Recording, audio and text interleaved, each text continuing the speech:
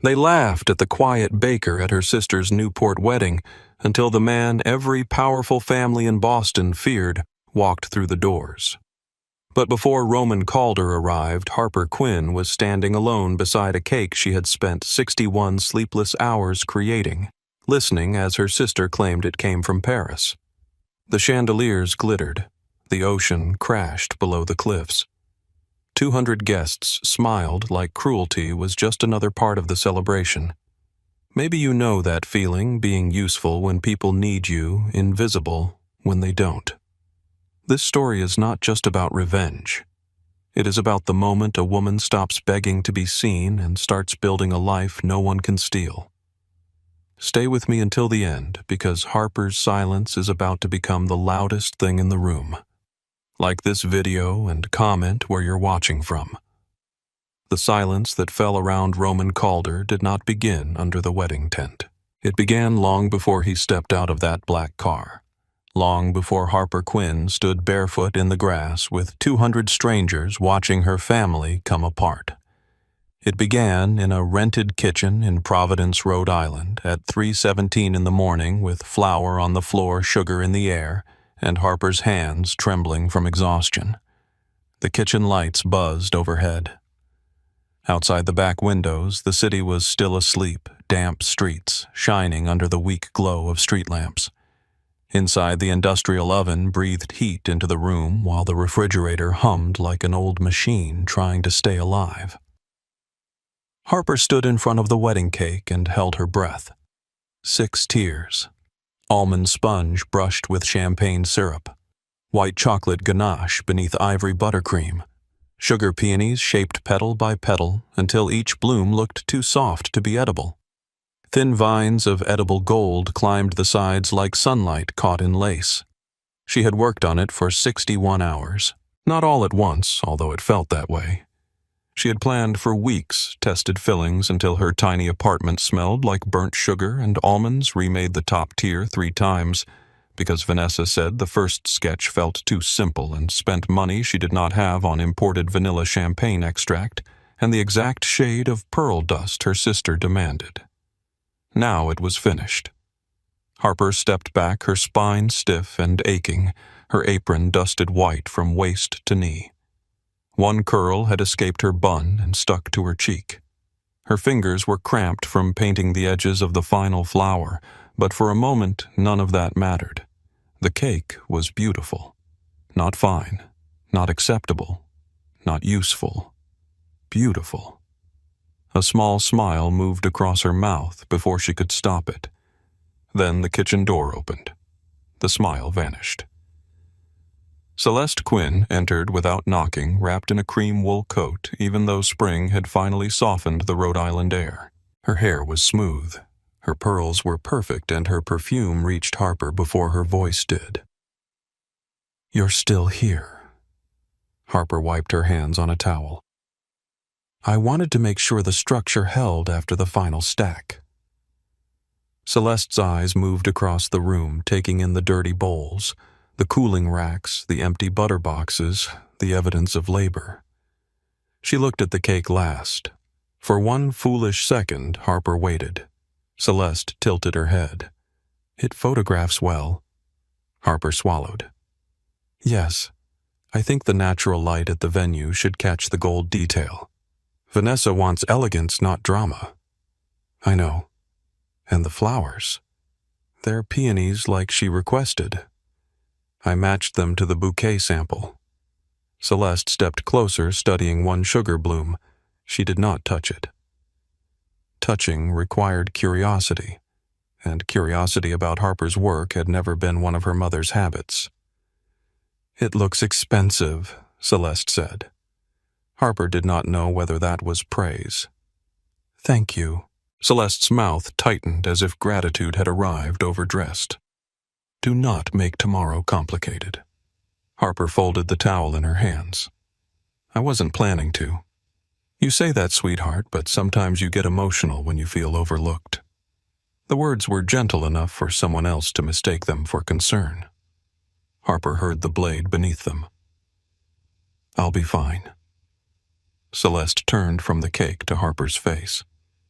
Good. Your sister has been under a terrible amount of pressure. The Whitmores have expectations.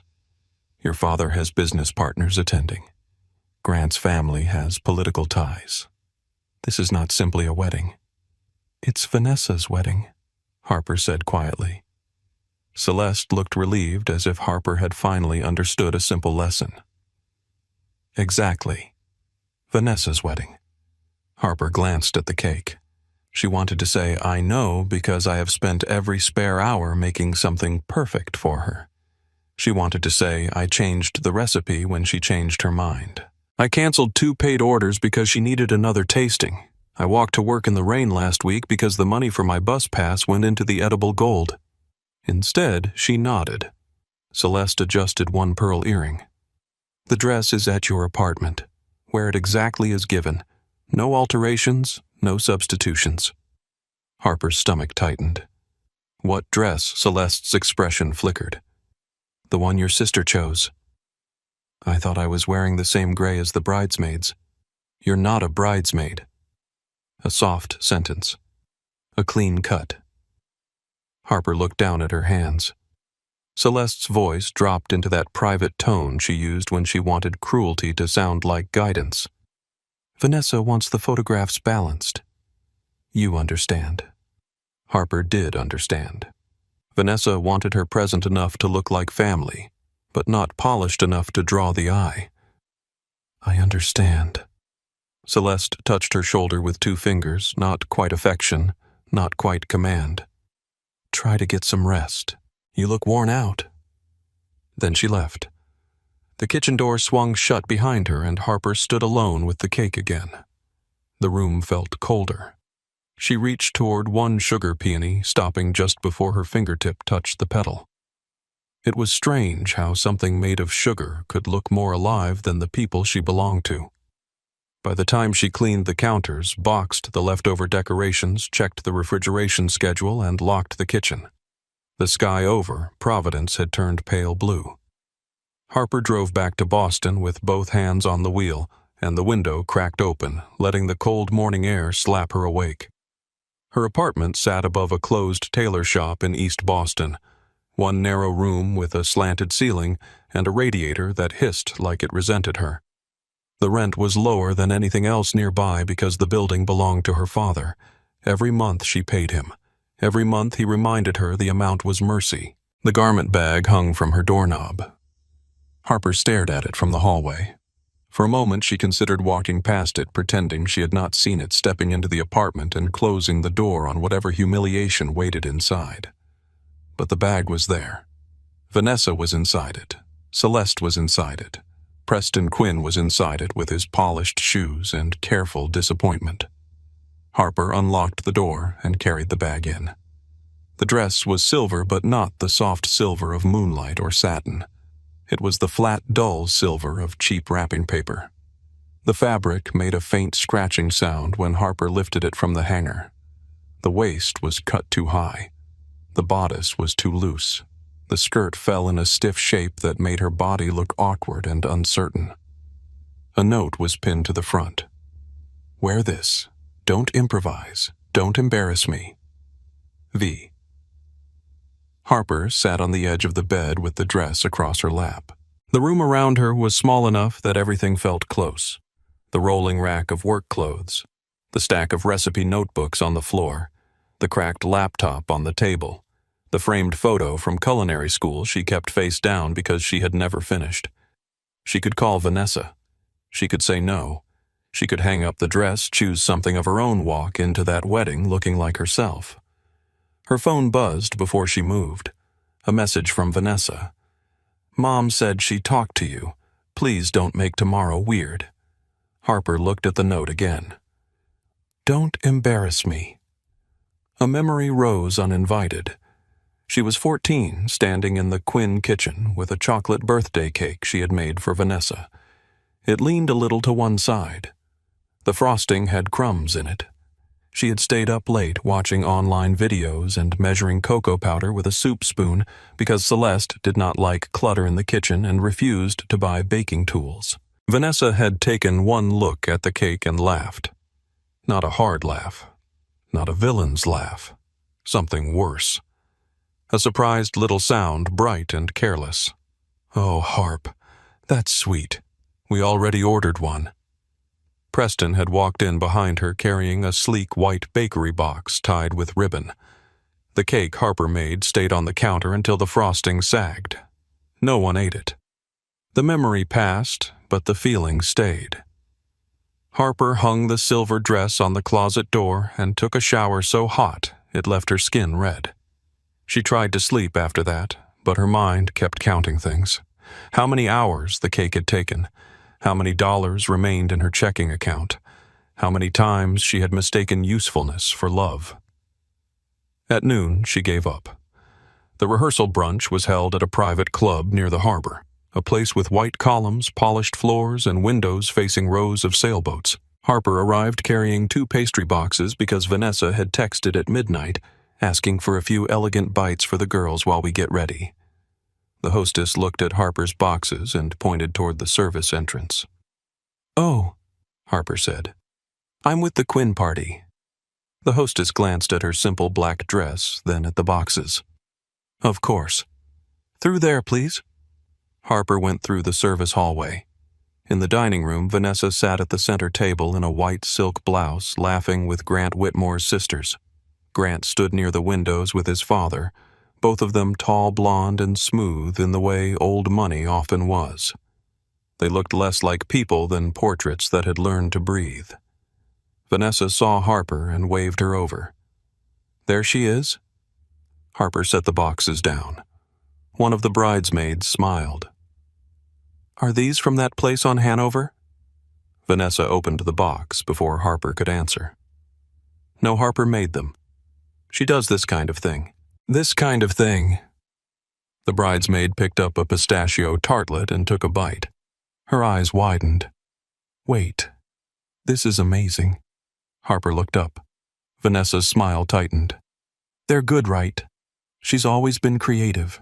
Not very practical, but creative." Celeste appeared at Harper's side and pressed 2 fingers against Harper's back, guiding her posture upright as if Harper were still a child slouching through a family photograph. "Stand straight, dear." Harper straightened. Across the room, Preston Quinn was speaking with Senator Whitmore Grant's uncle. Preston had built half his fortune in real estate, the other half in favors no one wrote down. He noticed Harper only when the senator's wife asked whether the Quinns had another daughter. Preston smiled, charming and empty. "Yes, Harper. Our younger one. She's still finding her direction. Still finding." At 27, after years of work debt sacrifice and rented kitchens, Harper was still finding. Vanessa was established because she had chosen a rich husband. Harper was drifting because she made things with her hands. The senator's wife gave Harper a kind smile that felt worse than indifference. How lovely. Creative souls often need time. Harper looked at the pastry crumbs on the woman's plate. "Yes," she said. "Sometimes." The brunch stretched for 2 hours. Harper refilled coffee when servers were busy because Celeste gave her a look that meant help. She fixed a torn ribbon on one of the gift baskets. She carried Vanessa's bouquet samples to the car. She stood at the edge of photographs until the photographer lowered his camera and asked if she wanted to step aside so the immediate family could get one clean shot. No one corrected him. By late afternoon, Harper drove back to Providence to check the cake again. The road was wet from a quick spring rain. Traffic dragged along the highway, and every red light felt like another hand pressing down on her chest. In the passenger seat, her phone lit up. Roman called her. The message sat on the screen. "You still making things too beautiful for people who don't deserve them." Harper kept both hands on the wheel. She had met Roman 6 months earlier at a charity gala in Boston, the kind of event where wealthy people paid $10,000 a table to feel generous under chandeliers. Harper had been hired to assist the pastry team. Not as the designer, not as the name on the menu, just extra hands. Near midnight, when the speeches ended and the donors drifted toward their cars, Harper carried trays through the back corridor. She had been awake since dawn. Celeste had attended the gala and spent most of the evening pretending not to know her, except once when she pulled Harper aside to say the dessert table looked crowded and could she make it more tasteful. Harper had gone behind the loading dock afterward and cried where the kitchen staff smoked. That was where Roman found her. He wore a black suit and no expression. She knew his name because everyone in the kitchen knew his name. Roman Calder. A Boston man with money in restaurants, nightclubs, construction shipping, and darker things people only mentioned when doors were closed. Men lowered their voices around him. Women watched him with fear and fascination. Powerful people smiled too quickly when he approached. Harper had wiped her face with the back of her wrist and said, "I'm sorry. I'll move." Roman looked at the empty loading dock. "From what?" She almost laughed. He picked up the tray she had set on the ground and placed it on a crate. "Who made you cry?" "No one." He studied her for a long second. That answer usually means someone specific. Harper should have walked away. Instead, she said, "My mother asked me to rearrange a table. That made you cry?" She asked. "Like I worked for her." Roman's eyes shifted toward the ballroom doors. "Do you?" Harper shook her head. "No, I'm her daughter." Something cold passed over his face. Not anger, exactly. Recognition. He reached into his jacket, removed a card, and held it out. No flourish, no seduction. Just a card between two people standing under a service light. "If you ever need real help, call me." Harper had stared at the card. "I don't know you." "No." Why offer? Roman's mouth curved barely. "Because I know what it looks like when someone is drowning in plain sight." She had kept the card. She had never used it. Now his message glowed on her phone while rain slid down the windshield. Harper did not reply, but she read it 3 times before the light changed. At the Providence kitchen, the cake was still perfect. She checked the supports. She checked the temperature. She checked the transport boxes and emergency repair kit. She labeled every container in neat black marker. Extra buttercream, gold leaf, peony petals, piping bags, offset spatulas, dowels, gloves. At 9 that night, Vanessa called. Harper answered on speaker while washing bowls. "Did you confirm the cake arrival time?" Vanessa asked. "I'm driving it myself tomorrow morning." A pause. "Yourself?" "Yes, it's safer." Harper. "Please don't show up looking like delivery staff." Harper turned off the faucet. "I'm bringing the cake before I get dressed." "Fine. Just use the side entrance.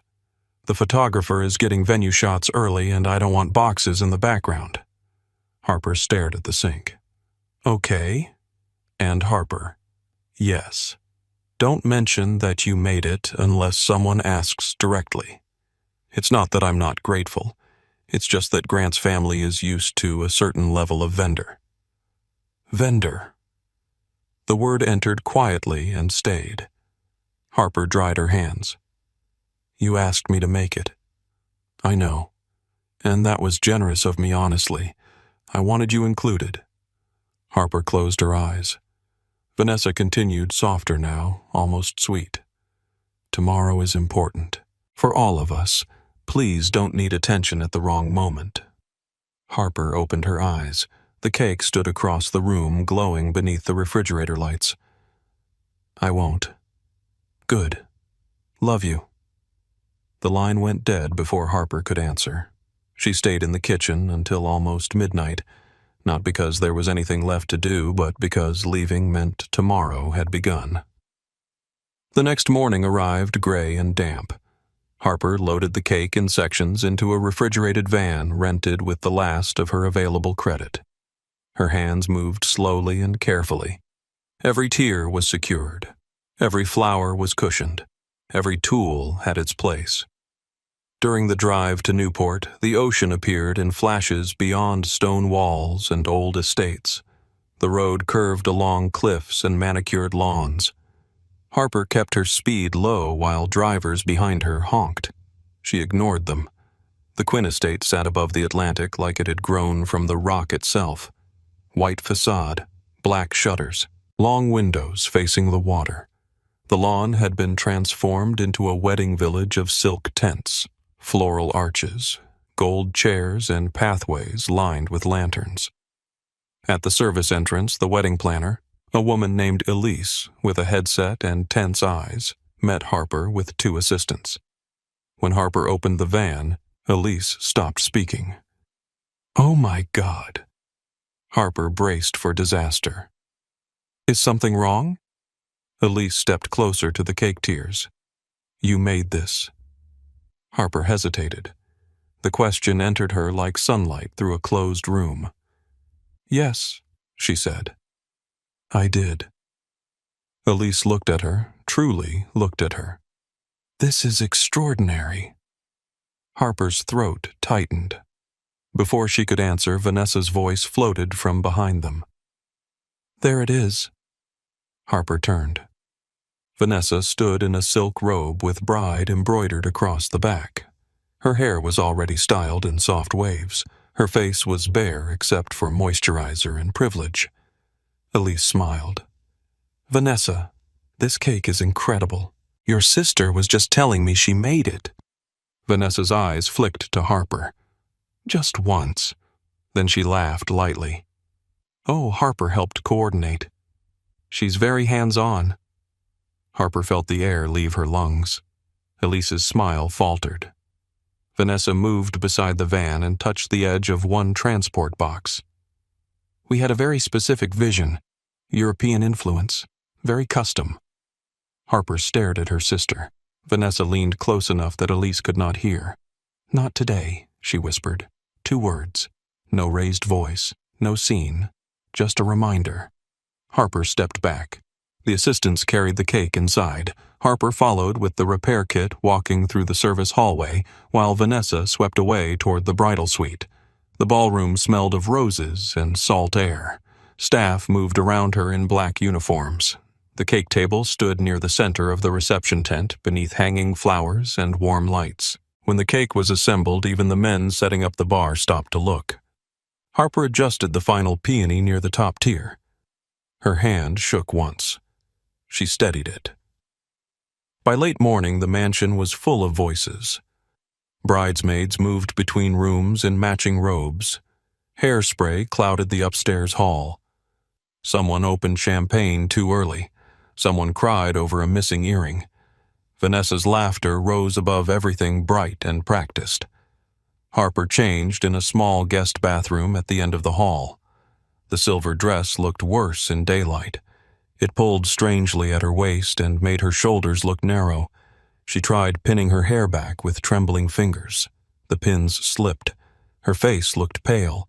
The mirror showed a woman trying to look like she belonged in a room that had already rejected her. Outside the bathroom, 2 bridesmaids paused. "Is Vanessa's sister in there? I think so." "She's kind of sad, isn't she?" A small laugh. Every family has one. Harper kept one hand on the sink until their footsteps faded. She did not cry. Crying made her eyes red, and red eyes invited questions, and questions invited Celeste's whispered correction. She fixed her lipstick instead. Downstairs, Celeste waited near the foyer with a clipboard she did not need. She looked Harper over from head to toe. "The dress is a little tight in the wrong place," she said. Harper's cheeks warmed. "You chose it. Vanessa chose it. I only approved it." Celeste reached forward and smoothed Harper's sleeve. "Try not to stand near the front during photographs.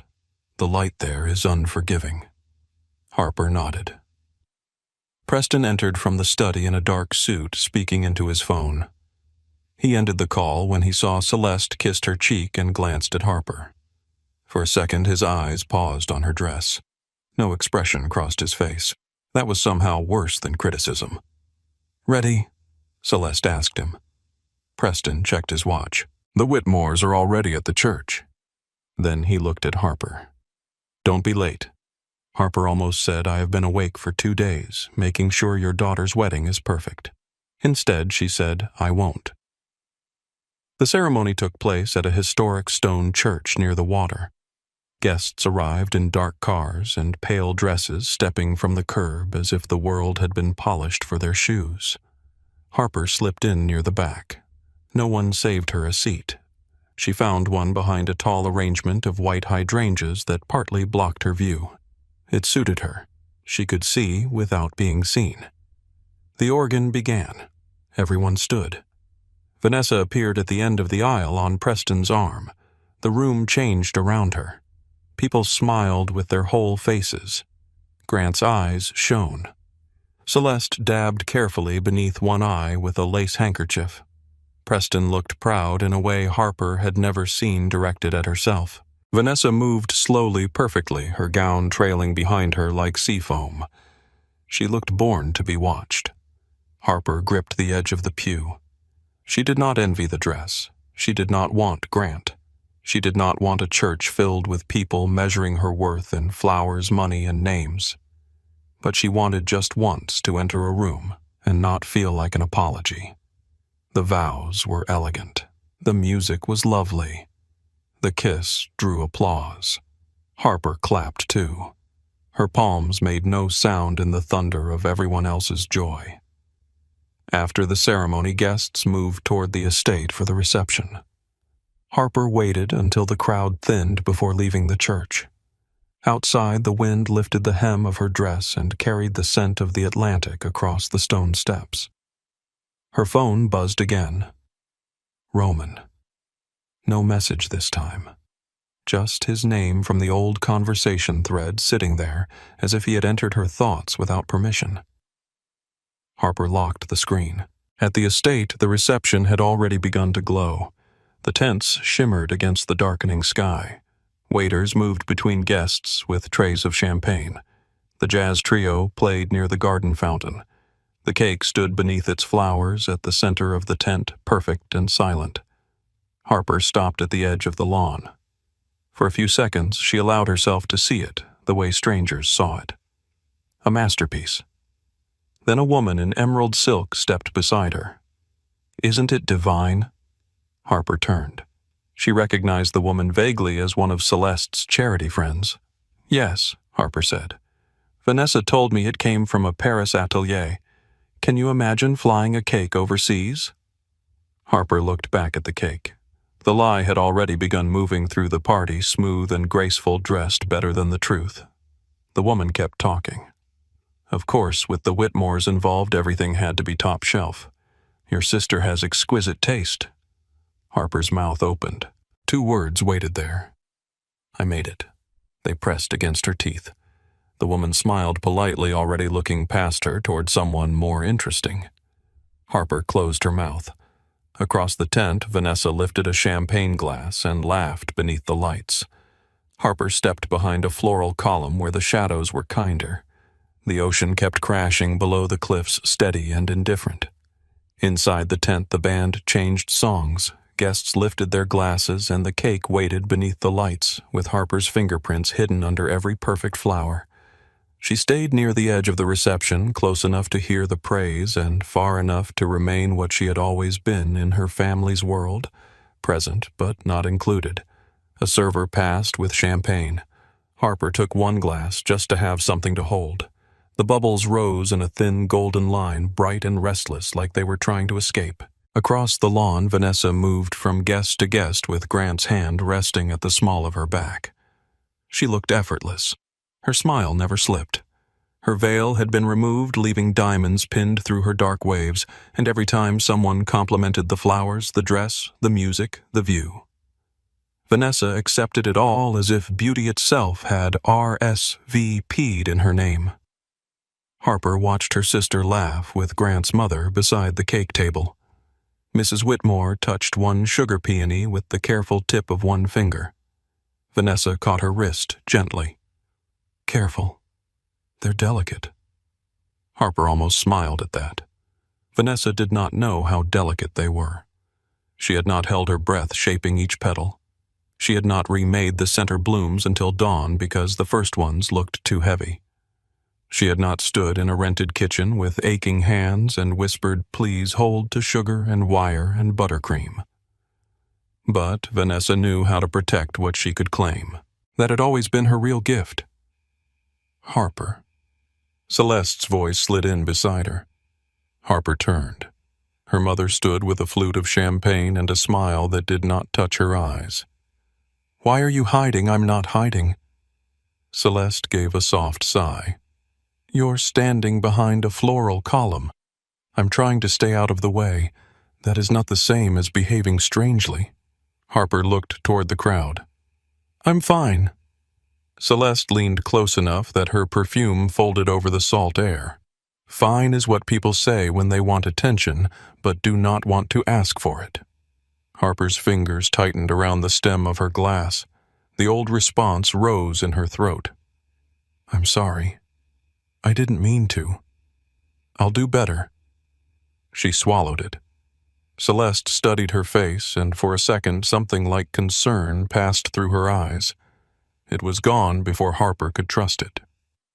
"Your sister is happy," Celeste said. "Let her have that."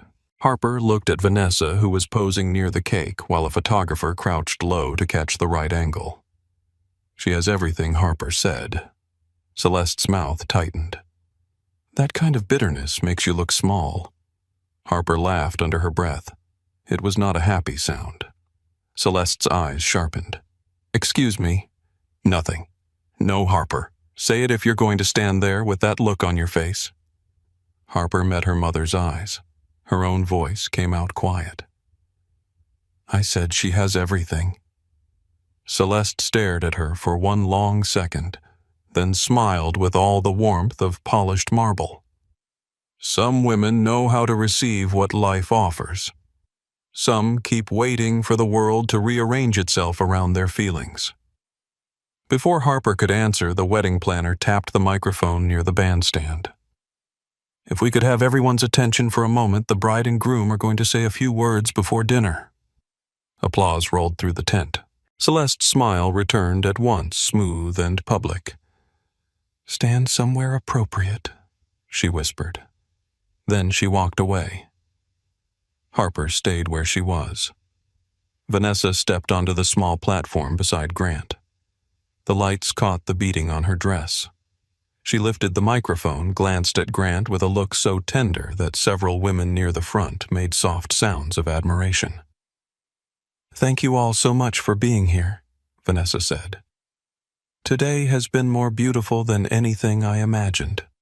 Her voice trembled just enough to charm the room. Grant squeezed her hand. Vanessa thanked the Whitmores first, then her parents, then the planner, the florist, the musicians, the designer, the church staff, the chef. Harper listened. She hated herself for listening. She told herself not to wait for her name, but her body did it anyway. Her shoulders tightened, her breath held. Her heart leaned forward like a foolish thing. "And of course," Vanessa said, turning slightly toward the cake, "we have to talk about that." The guests laughed warmly and looked toward the cake. Harper felt every face turn in the same direction. Not toward her.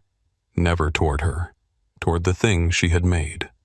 "I have to thank the brilliant pastry artists from Maison Lumière in Paris," Vanessa continued. "They created the most breathtaking wedding cake I have ever seen." Applause rose again. Harper stared at her sister. Maison Lumière did not exist. The name sounded expensive enough for no one to question it. Someone near Harper whispered, "Paris." "I knew it." Vanessa smiled wider. "And I owe a little thanks to Harper, too. My sweet little sister handled the pickup this morning. She's always been good in a crisis, especially when there are boxes involved." The laughter was soft. That made it worse. It was not ugly enough to be challenged. It was the kind of laughter that slipped between people and vanished before anyone had to own it. Harper's face went hot, then cold. Her glass shook once in her hand. Champagne spilled over her fingers. Vanessa's eyes found hers across the tent. For 1 second, the smile changed. It became private. A warning. "Know your place." Harper looked away first. The speeches continued. Grant said something charming. His best man told a story from college. The guests clapped and drank and returned to their conversations, already accepting the lie as part of the evening's elegant architecture. Harper set her glass on the nearest table and stepped toward the mansion. She needed air. She needed a bathroom. She needed any room without music flowers and the bright, unbearable glow of people who knew exactly where they belonged. She had almost reached the side entrance when Preston's voice stopped her. "Harper." She froze. Her father stood near the French doors, one hand in his pocket, his silver hair perfect beneath the outdoor lights. Beside him, two men in dark suits were laughing over cigars. Preston excused himself with a polite smile and came toward her. A word. It was not a request. Harper followed him into the house. The noise of the reception softened behind them as they crossed the marble foyer. Preston led her to the library at the end of the hall, the room he used when he wanted conversations to feel like judgments. Dark shelves, leather chairs, brass lamps, family portraits staring down from the walls. He closed the door. For a moment, neither of them spoke. Harper folded her hands to keep them still. Preston walked to the desk and opened the top drawer. "This should have waited until after the weekend, but your behavior tonight suggests delay would only encourage confusion." Harper stared at him. "My behavior?" He removed a white envelope and held it out. She did not take it at first. His eyes hardened. Harper reached for it. The paper inside was legal, formal, and cold. A notice to vacate, 30 days. Her vision blurred for 1 second. "You're evicting me. I am selling the building. You own 7 buildings. That one no longer serves my interests." Harper looked up slowly. "I live there." Preston sat behind the desk. It made the room feel like a courtroom. "You rent there at a rate no tenant in Boston could expect. I allowed that arrangement because I hoped stability might help you become practical." Harper's pulse thudded in her ears. "I pay every month, below market. You set the rent." "Yes, I did, and I can no longer support the illusion that you are building a future." The words went through her cleanly. She could almost admire how sharp he kept them. "I made Vanessa's cake," she said. Preston's expression did not change. "I know." Harper's breath caught. "You knew?" "Of course I knew. Your mother told me." Harper felt something inside her tilt. "Then why did you let her say it came from Paris?" Preston leaned back. "Because that is the story that suits the room. The story that suits the room. This family is entering a different level tonight. The Whitmores are not impressed by hobby work from a daughter who never finished culinary school." Harper's throat tightened. "That hobby work is what everyone is photographing. And tomorrow no one will care. They will remember the marriage, the families, the connections, not who mixed the frosting." Harper's voice shook. It was not frosting. Preston's mouth turned down, slightly bored by the correction. "You made something useful, Harper. Do not confuse that with achievement." The room went silent around that sentence. Useful, not gifted, not talented, not even hard-working. Useful. Harper looked at the eviction notice in her hands. The paper trembled because her fingers did. "You gave this to me tonight because you wanted me to feel it," she said. Preston's eyes narrowed. "You wanted to remind me that even when I do something well, you can still take something away." He stood. "That is enough." "No," Harper said, and the word surprised them both. It came out small, but it existed. Preston stepped around the desk. "You are tired and emotional. I will excuse this once." Harper laughed once, breathless and broken. "Excuse me." His voice dropped. "Do not mistake my patience for permission." There it was. The language of her childhood. Patience. Permission. Gratitude. Terms that made love sound like a lease agreement. Harper folded the notice and held it against her chest. "I need to leave." You need to return to the reception and behave like a member of this family. I don't think I know how." Preston moved to the door and opened it, then learned quickly. Harper stepped past him into the hall. The house seemed too bright now. Every lamp too golden, every mirror too clear. She walked toward the side entrance, but Celeste appeared from the drawing room as if she had been waiting. Her eyes dropped to the paper. So she knew too. Harper stopped. Celeste's face tightened with annoyance before it softened into something rehearsed. "Oh, Harper.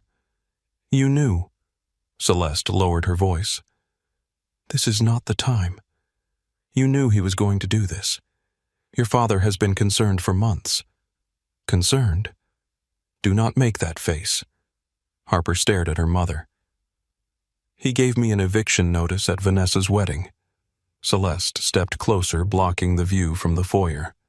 "He should have waited. I agree with that. But the point stands. The point. You are 27. You cannot keep floating between rented kitchens and part-time work, hoping talent will rescue you from responsibility." Harper felt the words hit the same bruises Preston had already pressed. "I work. You play with sugar. I made the cake everyone out there is praising." Celeste's eyes flickered toward the tent. "And if you insist on saying that out loud, it will sound desperate." Harper went still. Celeste reached for her arm. "Sweetheart, not everyone is meant to shine. Some people are steadier in the background. There is dignity in accepting what you are suited for." Harper looked at her mother's hand on her arm. For years that touch had guided her. "Sit there. Smile now. Not that dress. Lower your voice. Don't make this hard. Apologize to your sister. Your father is tired. Vanessa is sensitive. Be reasonable." Harper pulled away. Celeste blinked. "I'm going outside," Harper said. "Harper." But Harper was already moving. She walked through the side door and into the cold Newport air. The lawn sloped toward the cliffs. Beyond the tents, the ocean rolled black beneath the moon, endless and loud. Harper stood near the shadow of a stone wall and took out her phone. Her hands shook so badly she almost dropped it. She scrolled past Vanessa, past Celeste, past Preston. Roman called her. The name looked impossible on her screen. Dangerous, unreasonable, unthinkable. She remembered his voice at the gala. "If you ever need real help, call me." Harper pressed the call button before fear could talk her out of it. He answered on the second ring. "Harper." She closed her eyes. For one moment, hearing her name without disappointment attached to it nearly broke her. "I'm sorry," she whispered. "I shouldn't have called." His voice changed at once, not louder, sharper. "Where are you?" "At my sister's wedding."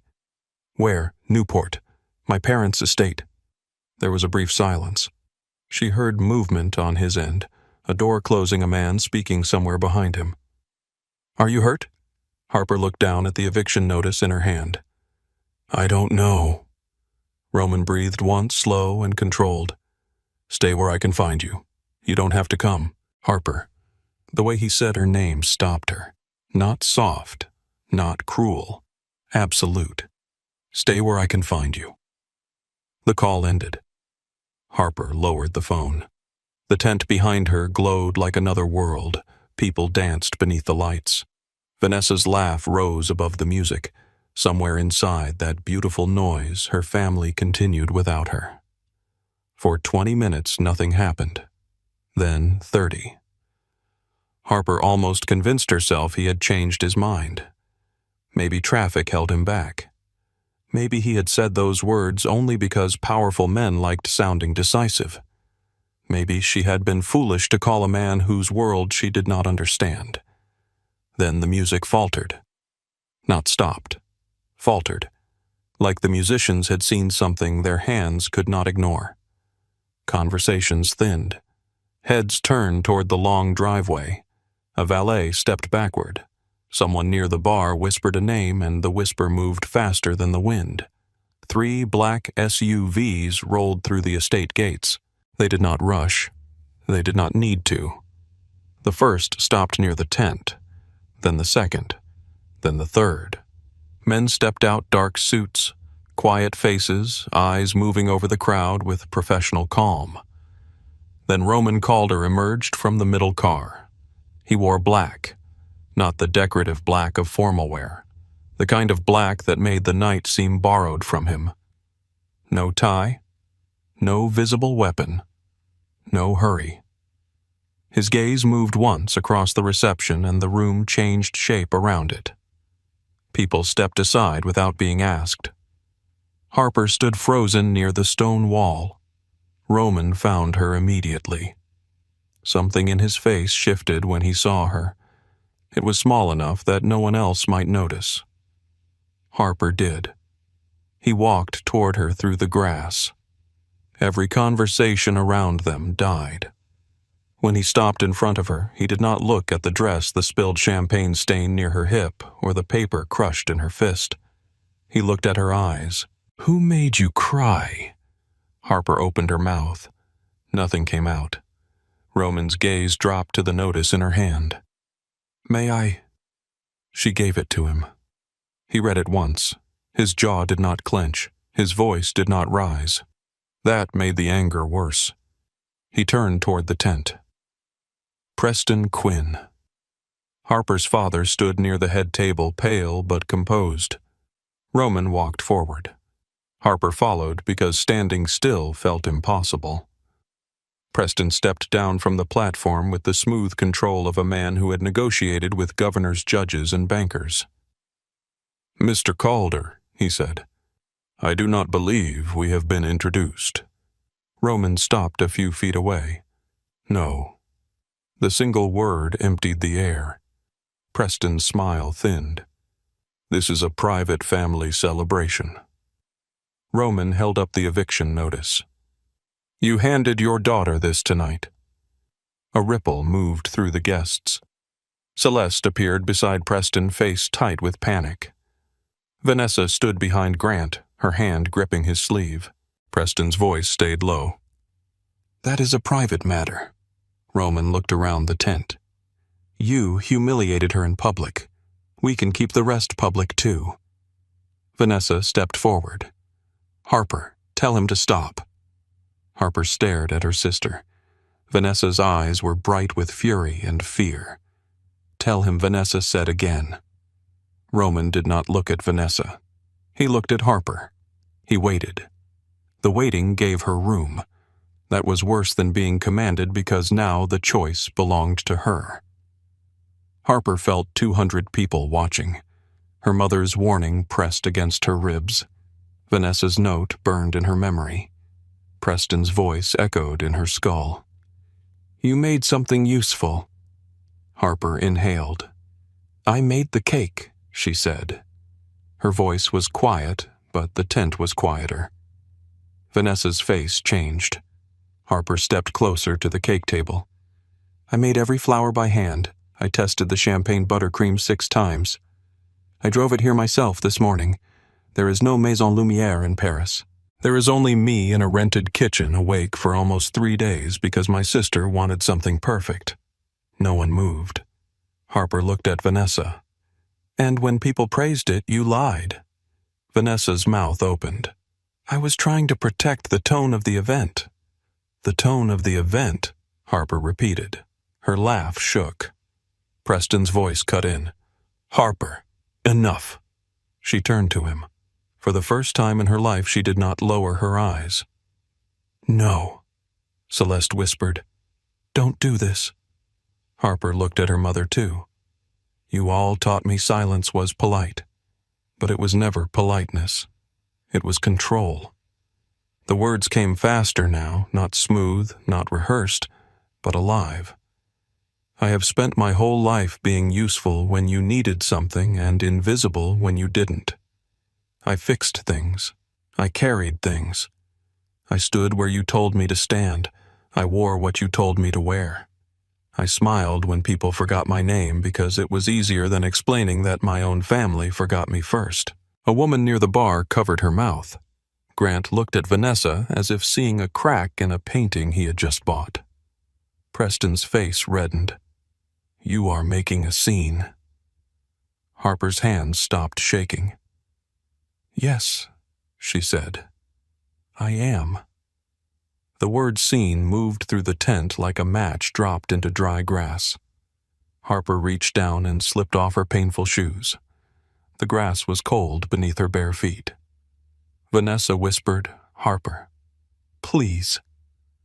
There was something real in her voice now. Too late. Harper picked up the shoes with one hand and the eviction notice with the other. "I'm leaving." Preston stepped forward. Roman moved once. Not much. Just enough. Preston stopped. Roman's voice was quiet enough that the people closest had to lean in. "You will not follow her. You will not send your wife. You will not send lawyers. You will not send men who think money makes them brave."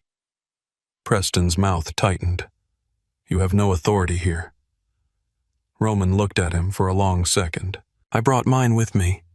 No one laughed. Harper walked toward the driveway. The crowd parted, but she barely saw them.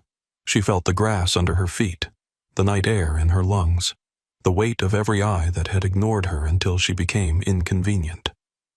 At the car, one of Roman's men opened the door. Harper paused.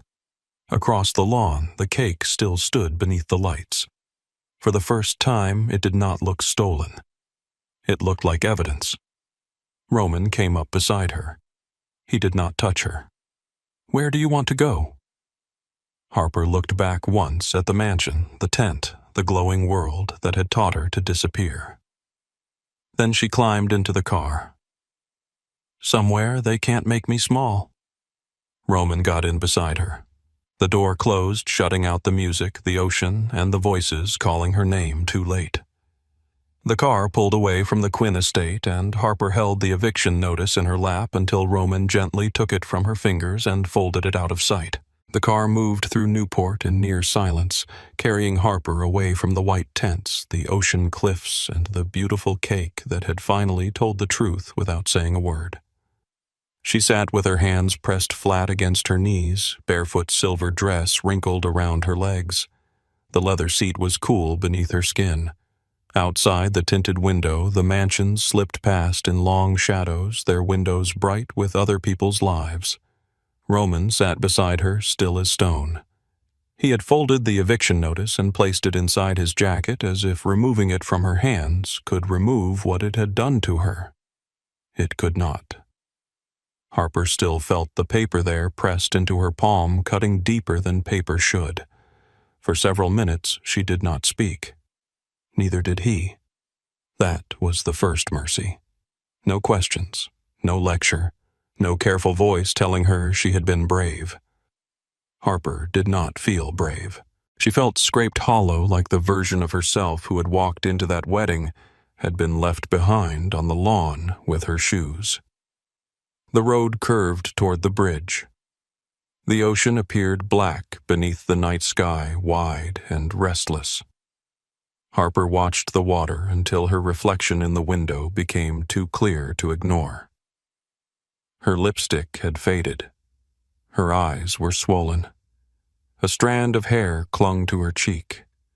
She looked like someone who had run from a disaster. Maybe she had. "I ruined her wedding," she said. Roman looked at her reflection, not directly at her. "No." Harper let out a small, broken laugh. "You were there." "I was. Then you saw it.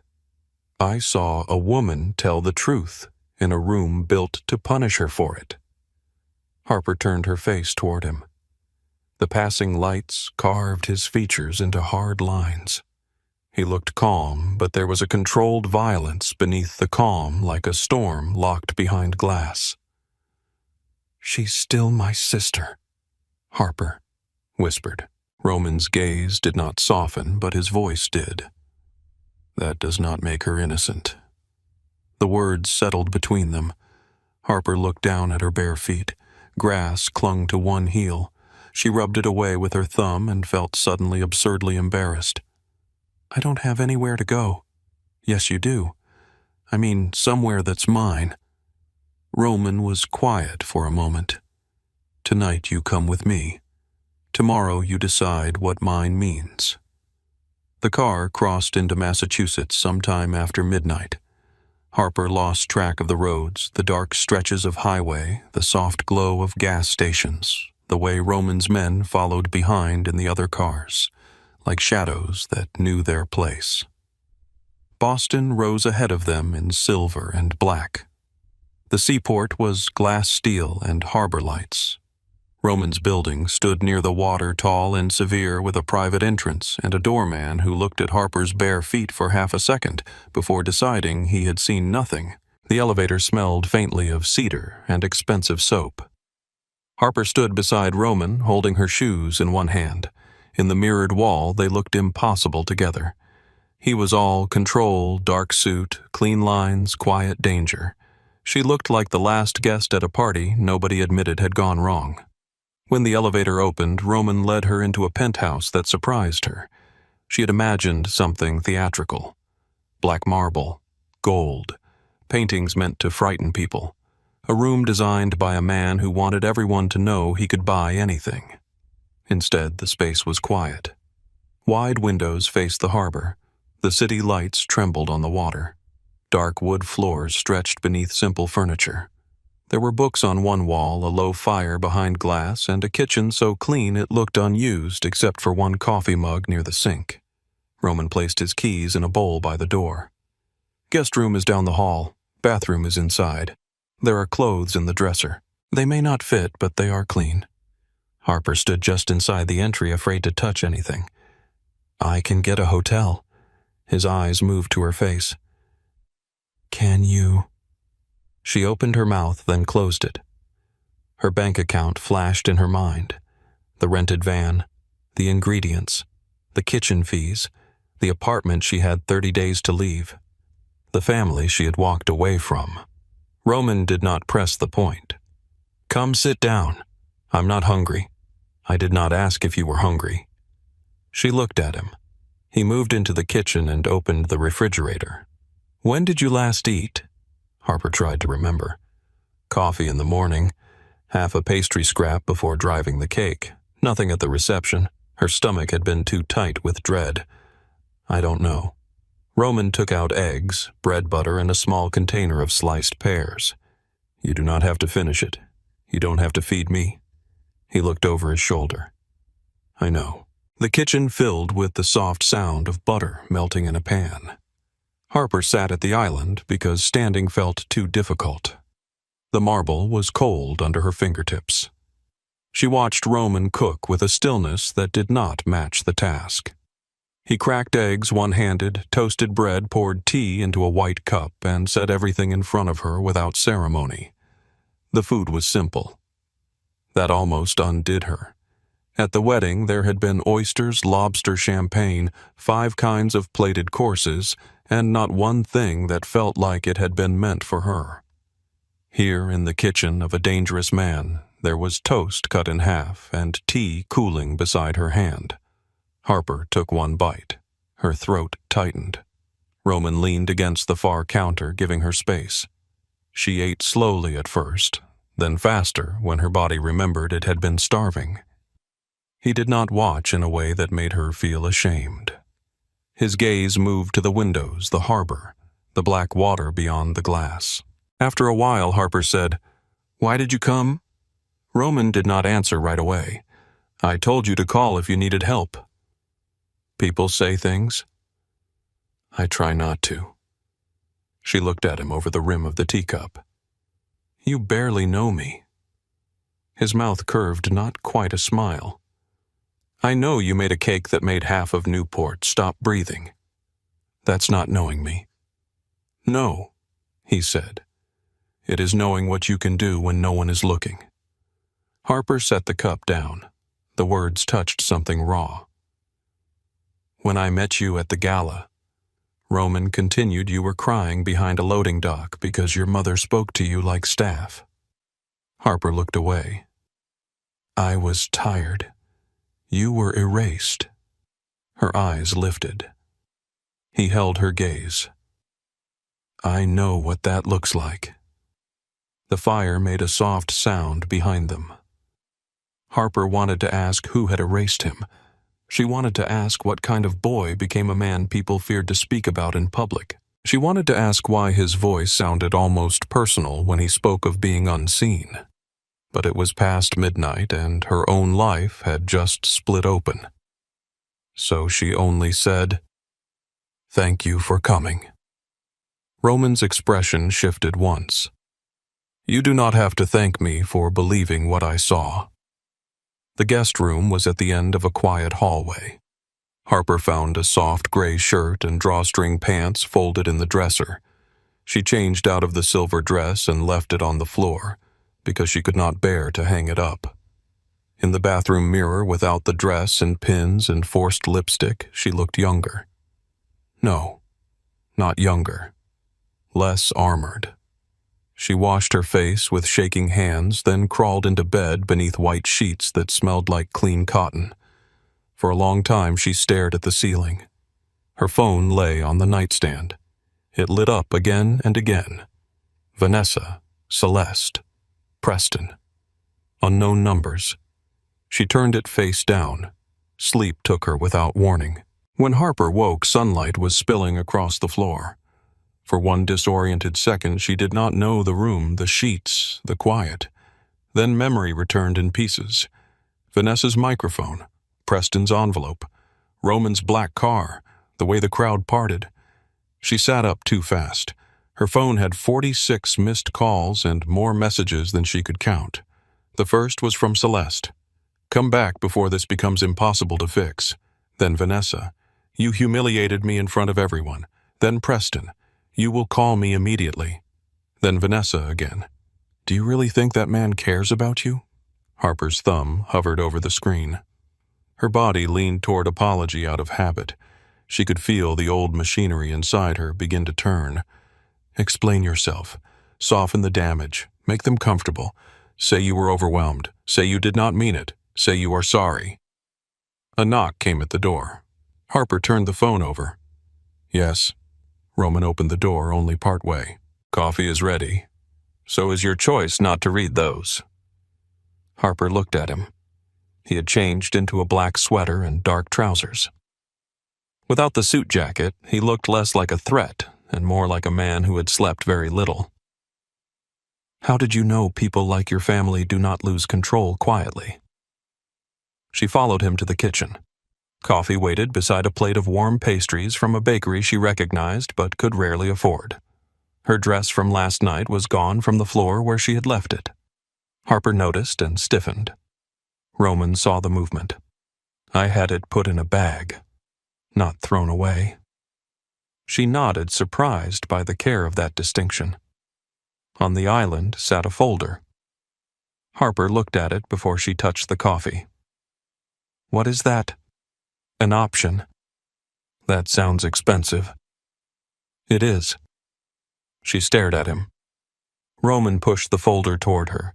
Inside was a lease agreement for a small storefront in Boston's North End. Harper knew the street. She had walked past it a dozen times on her way to buy pastry flour from a specialty supplier. Red brick narrow windows, foot traffic from tourists and locals' old apartments above restaurants on every corner. Her eyes moved over the document. 6 months paid, commercial kitchen space, front retail area. Harper's name appeared on the draft. Her heart began to pound. What did you do? I made calls. Roman, you need a place to work that no one can take from you. She stepped back from the island. No. He went still. The word hung there. Harper folded her arms across her chest as if she could hold herself together by force. I cannot go from my father controlling my apartment to you controlling my business. Roman's eyes sharpened, but he did not move closer. Good. Harper blinked. Good. If that thought had not occurred to you, I would worry. This is not funny. I am not laughing. You can't just put my name on a lease and expect me to be grateful. I do not expect gratitude. Then what do you expect? Roman rested one hand on the counter. Your lawyer can review it. If you do not have one, I will give you 3 names and you can choose someone who dislikes me. Put the business entirely in your name. Put repayment terms in writing. Put limits on my involvement. If you want my money to be a loan, it is a loan. If you want it structured as investment, it is investment. If you say no, the folder closes. Harper stared at him. She had prepared herself for persuasion, for charm, for pressure dressed as protection. Not this. Roman's voice lowered. I do not want your obedience, Harper. Her throat tightened. What do you want? To see what you build when no one is standing on your hands. She looked back at the papers. A storefront. A kitchen. Her name. The want rose so fast it scared her. She imagined cream walls, a glass case, sugar flowers beneath soft light. She imagined brides sitting across from her with sketchbooks open. She imagined contracts that said Harper Quinn, not Vanessa, not Maison Lumiere, not the Quinn family, just her. I don't know how to run a business, she said. You can learn. I don't have suppliers. You can find them. I'm scared. I know. That answer was too simple. Harper pressed her fingers to the edge of the folder. I need time. Roman nodded once. Take it. By noon, a woman named Mara Ellis arrived at the penthouse wearing a navy coat red lipstick and the expression of someone who considered nonsense a personal insult. She shook Harper's hand firmly. Roman told me you are brilliant and underprepared. That is workable. Harper almost laughed. Mara spread papers across the island and began asking questions. What did Harper want to sell? Custom orders or daily pastries? Wedding cakes only or celebration cakes too? How many hours could she realistically work? Did she have a license? Did she own her recipes? What equipment was essential? What equipment was ego? Did she understand margins? Did she know the cost of butter by pound? For the first time in years, questions about her future did not sound like accusations. They sounded like tools. Harper answered slowly at first, then with more certainty. Custom cakes, limited daily pastries, consultation by appointment, seasonal flavors, no fake luxury, real craft, visible process. Her name on every box. Mara wrote everything down. At one point, Roman left the room to take a call and Harper exhaled. Mara noticed. He frightens you. Harper looked toward the hallway. Yes. Good. He frightens most people for worse reasons. That is not comforting. It was not meant to be. Harper gave her a tired smile. Mara leaned back in her chair. Listen to me. Roman opens doors. He does not make you walk through them. If you build this because he wants it, you fail. If you build it because you would bleed for it, you have a chance. Harper looked at the rough sketch she had made on a napkin. A window. A counter. Her name. I would, she said quietly. Mara heard her. Then we start there. That afternoon, Nico Varela drove Harper back to her old apartment. He was tall, broad-shouldered, and quiet in a way that made elevator music seem loud.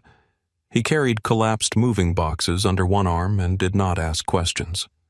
The building looked smaller than Harper remembered. Her key stuck in the lock. The hallway smelled like dust and old paint. Inside her apartment held the evidence of a life lived carefully around lack. A narrow bed, a cheap table, baking tools stacked in milk crates, recipe notebooks piled beside the radiator, 2 dresses hanging from a rack, shoes lined beneath them all worn down at the heel. Nico unfolded a box. Tell me what matters. Harper looked around. The answer came easily. My tools, my notebooks, the mixer. The laptop if it survives being moved. He nodded and began packing with surprising care. Harper wrapped piping tips in towels. She placed her notebooks in a box by themselves. Each page held pieces of her life, recipes she had tested after midnight, sketches of cakes she had never been hired to make, notes about flavor pairings, lavender and lemon, brown butter and pear, pistachio and orange blossom. A knock struck the door. Harper froze. Nico looked at her, then moved between her and the entrance. He opened the door only halfway. Celeste stood in the hall. Her coat was buttoned perfectly. Her face was not. "I need to speak with my daughter." Nico's voice stayed polite. "Miss Quinn is packing. This is family business. She does not want company." Celeste's eyes flashed past him toward Harper. "Harper, tell this man to move." Every muscle in Harper's body remembered how to obey. She took one step. Nico did not look back, but his voice lowered enough for only her to hear. "You do not have to." Harper stopped. Celeste saw it. Something hard moved across her face. "You are making a terrible mistake." Harper's hand closed around a recipe notebook. "Maybe." Celeste blinked. Harper stepped where her mother could see her clearly. "But it will be mine." For a moment, Celeste looked almost wounded. Then the mask returned. "That man has poisoned you." "No," Harper said. "He believed me. You should try to understand the difference." Celeste's mouth parted, but no answer came. Nico closed the door gently. Harper stood very still until her mother's footsteps disappeared down the hall. Then she sat on the edge of the bed because her knees stopped trusting her. Nico gave her a moment. After a while, he picked up another box. "Not bad," he said. Harper looked up. For what first time keeping the door closed, she almost smiled. They loaded her life into the back of Nico's SUV in 4 boxes and 1 battered mixer. 4 boxes for 27 years. Harper stood on the sidewalk and looked up at the apartment window. She expected grief. Instead, she felt air moving into a space that had been crowded for too long. By evening, she was standing in front of the North End storefront. The glass was dirty. The old sign from the previous tenant had left a faded rectangle above the door. Inside, the floor was cracked, one wall needed repair, and the back kitchen smelled faintly of rust and lemon cleaner. Roman stood beside her with his hands in his coat pockets. He did not speak. Harper stepped closer to the window and peered in. It was not beautiful. Not yet. But she could see it. A narrow display case along the left wall. Small tables near the window. A consultation desk in the corner. The kitchen cleaned, repaired alive with heat and sugar. Boxes stacked by the door, each one stamped with her name. "Harper Quinn Atelier." She whispered it once, barely audible. Roman heard. "You like it." Harper looked at the scratched glass, the dusty floor, the ruined wall, the space waiting to be claimed. "I'm terrified." Roman's mouth curved. That was not the question. She looked at him then. For the first time since the wedding, her smile came without breaking. "Yes," she said. "I like it." Roman unlocked the door and handed her the key. Harper stared at it in her palm. Small, brass, ordinary. Nothing like a crown, nothing like a rescue. Still, when her fingers closed around it, something inside her stood up straight. Inside the empty shop, her footsteps echoed against the bare walls. Roman remained near the entrance, letting her walk ahead. Harper noticed that too. She moved into the back kitchen and set her hand on the cold steel counter. In her mind, she saw flour dusting the surface. She saw sugar flowers drying on trays. She saw brides leaning over sketches. She saw herself tired, frightened, overworked, and alive. Her phone buzzed. Vanessa. Harper looked at the message. "You really think his money makes you somebody?" The old hurt sparked, then faded. Harper turned the phone off and placed it on the counter. Roman watched her from the doorway. "Trouble?" Harper looked around the broken kitchen at the walls that needed paint, the floor that needed work, the empty space that did not yet know what it was becoming. "No," she said. Her voice was quiet, but it held. Just noise. Outside, Boston moved around them loud and alive. Inside, Harper stood in the first room that had ever waited for her name. For 3 weeks, the noise stayed outside. Harper kept it there by keeping her hands busy. She learned the language of renovation before she learned the language of sleep. Permits, fire inspection, grease trap, electrical load, ventilation clearance, words that sounded hard and practical words that belonged to adults who knew what they were doing. Harper did not feel like one of those adults. Every morning she unlocked the storefront before sunrise and stood in the doorway with coffee in one hand and fear in the other. The North End woke slowly around her. Delivery trucks groaned down narrow streets. Restaurant owners hosed down sidewalks. Old men in dark coats drank espresso outside bakeries that had been there longer than Harper had been alive. Inside her own shop, the walls were stripped bare. The floor was cracked. The kitchen looked wounded. But the key worked in her hand, and that mattered. Mara arrived most days with paperwork, blunt opinions, and a leather planner filled with lists Harper did not ask to see but desperately needed. "You cannot spend $18 on packaging for a $9 pastry," Mara said one morning, holding up a sample box Harper had fallen in love with. "It looks beautiful." "It looks bankrupt." Harper sighed and took the box back. Mara softened only slightly. "Beauty is not the problem. Math is the problem. Make the math beautiful too." So Harper learned. She learned which suppliers answered emails and which ones only respected phone calls. She learned which city office needed 2 copies and which needed 3. She learned that a commercial oven could cost more than her entire childhood bedroom furniture. She learned that men who delivered equipment sometimes spoke to Nico instead of her until she stepped between them and said, "The oven goes where I say it goes." Nico looked pleased when she said it.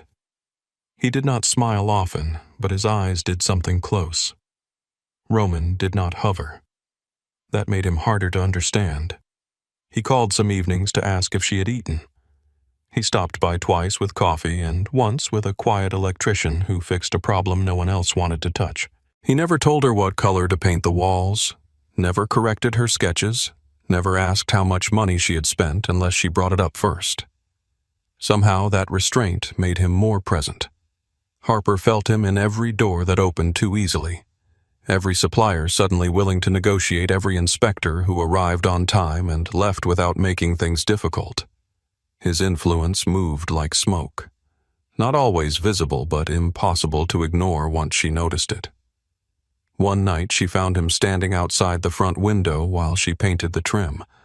It was almost midnight. She had one knee on a drop cloth and cream paint on her wrist. "You know," she said through the open door, "most people knock." Roman looked at the wet paint. "Most people close before midnight." "I'm not most people." "No," he said, "you are not." The words landed softly. He stepped inside carrying a paper bag that smelled like garlic basil and warm bread.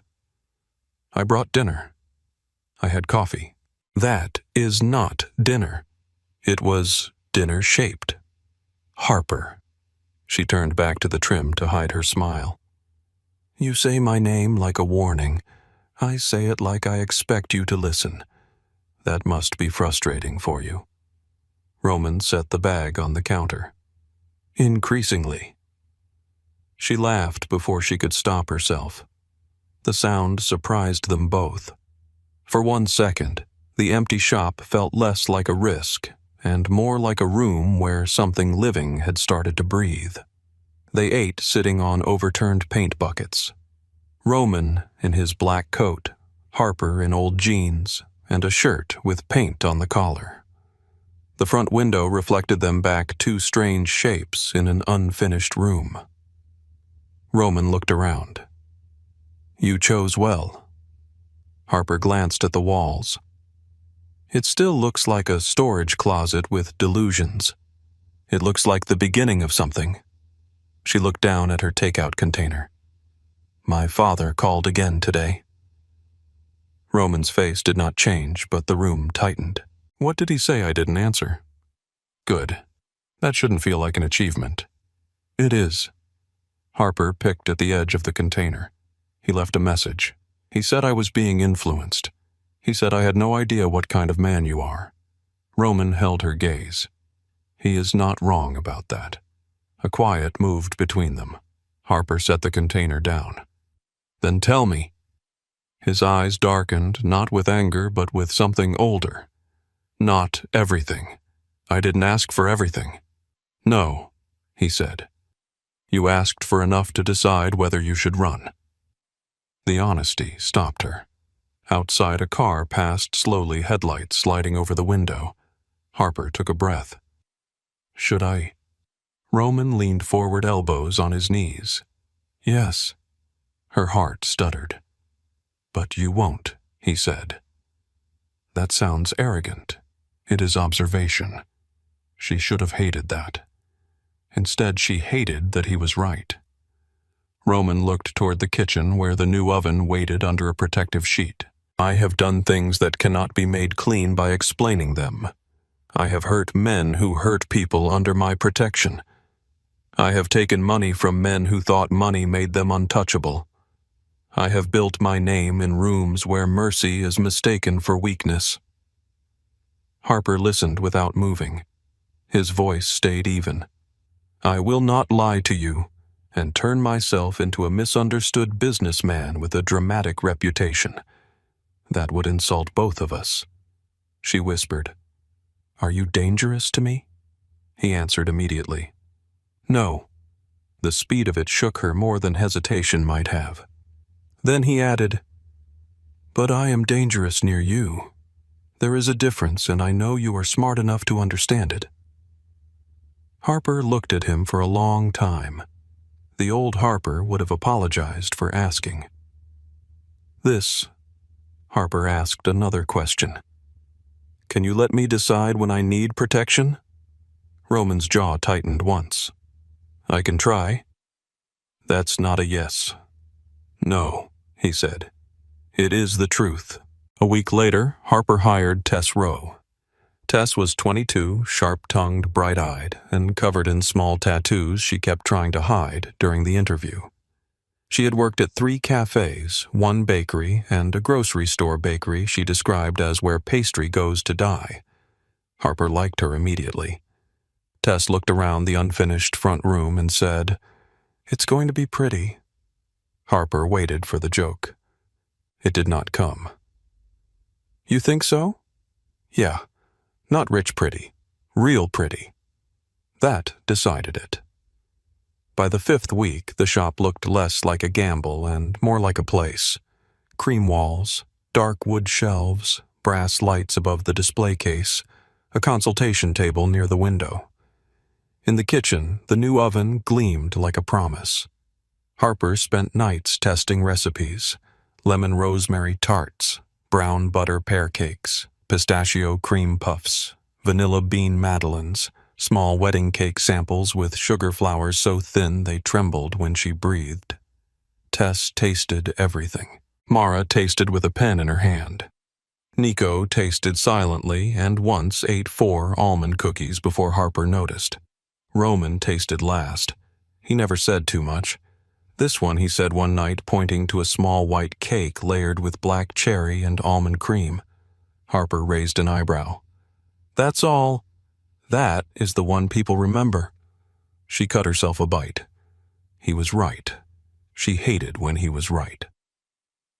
The soft opening happened on a rainy Saturday morning. Harper expected 20 people. By 8:30, a line curled past the window. She stood behind the counter and stared. Tess came up beside her, tying her apron. Boss Harper looked at her. Tess nodded toward the door. You have to unlock it. Harper's hand trembled around the key.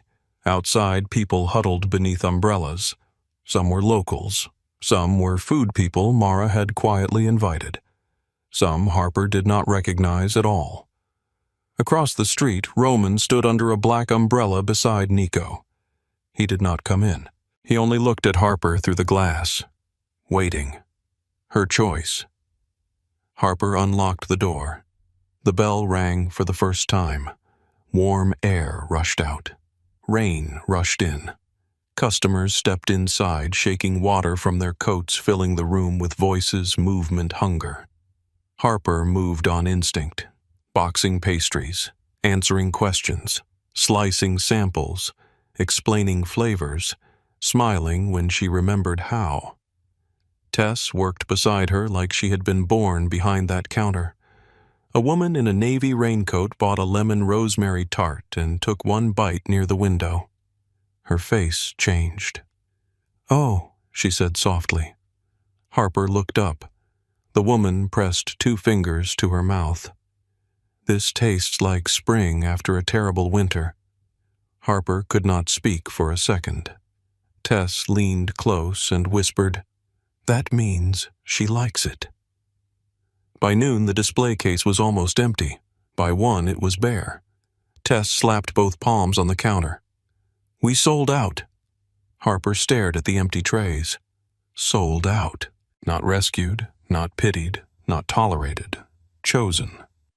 Applause started from somewhere near the back of the shop. One customer clapped, then another, then the whole room joined in laughing because the moment was awkward and sweet and impossible to stop. Harper stood behind the counter with flour on her sleeve and tears in her eyes. Through the front window, Roman watched. He did not clap. He placed one hand over his heart. That was worse.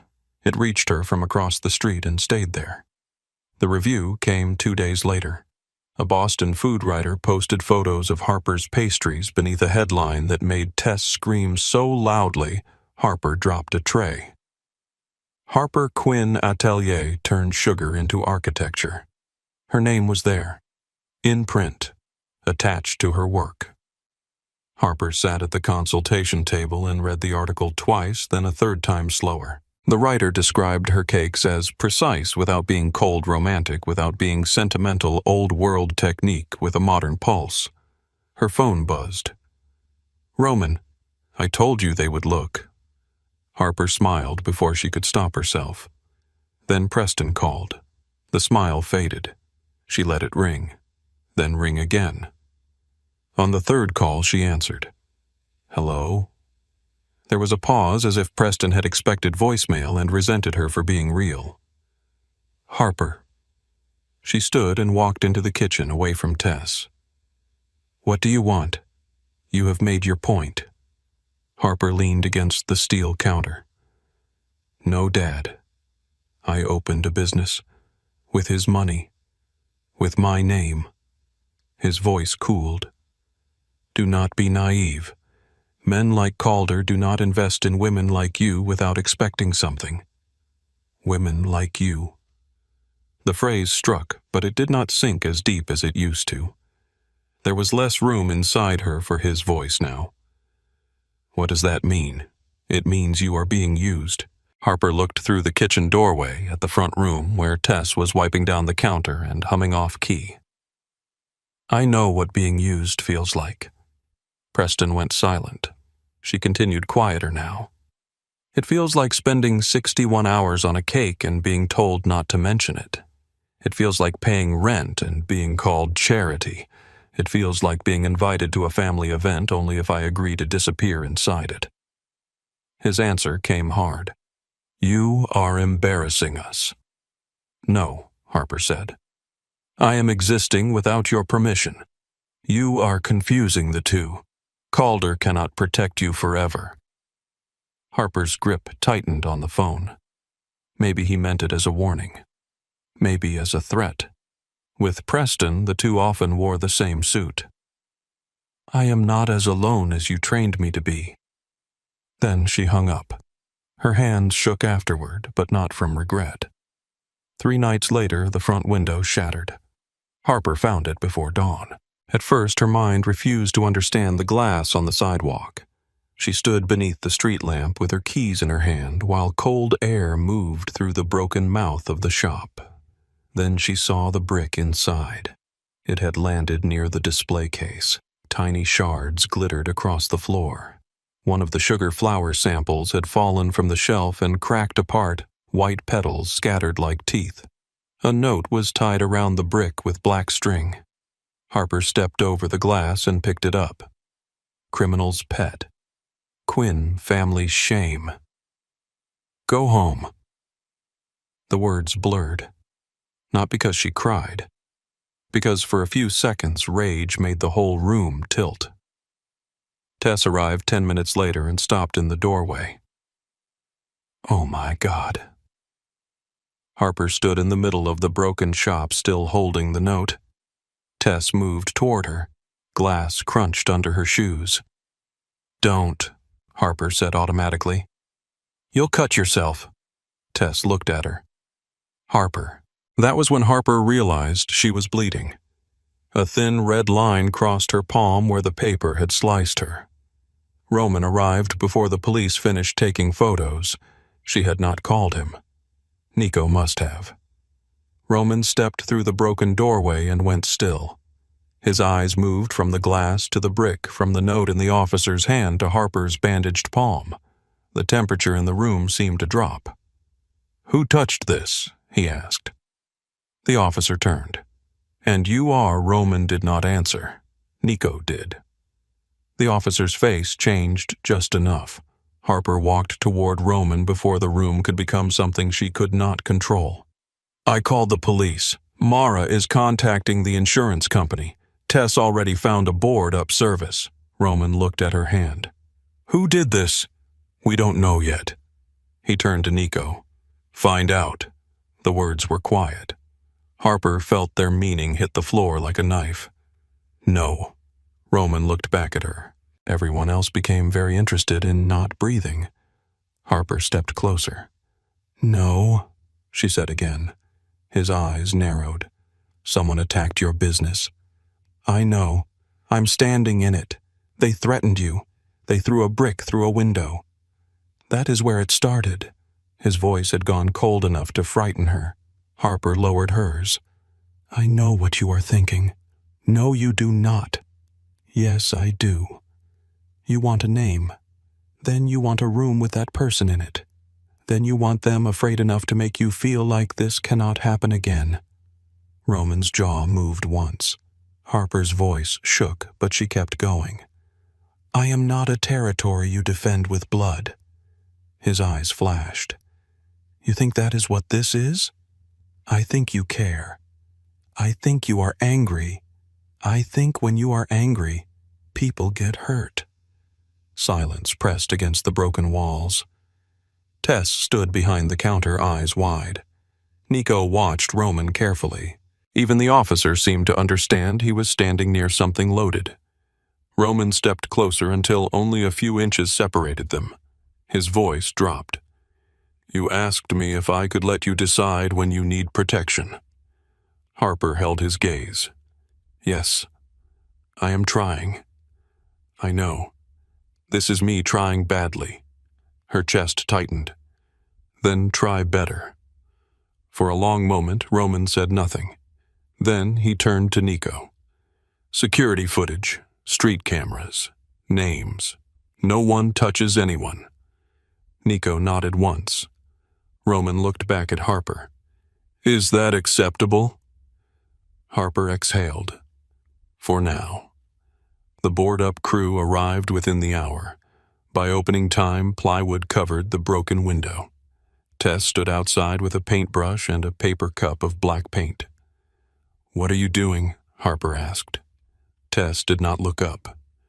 Marketing? Across the plywood in large, imperfect letters, she painted 3 words. Still here. Still baking. People stopped to take pictures. By noon, the photo had spread across the neighborhood. By evening, it was everywhere. A local reporter came by. Then another. Harper gave short answers at first, then better ones. No, she was not closing. Yes, she was shaken. No, she would not be bullied out of a business she had built with her own hands. When asked whether she believed the attack was connected to her family, Harper did not say Preston's name. She only said, "Some people are more comfortable when women stay where they are placed." Mara called it perfect. Roman said nothing about the interview, but that night he came to the shop after everyone left. The plywood still covered the window.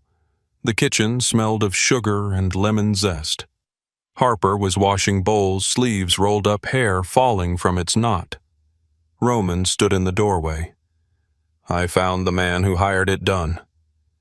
Harper turned off the water. Her heart began to beat harder. "Who? A private security contractor connected to your father's company.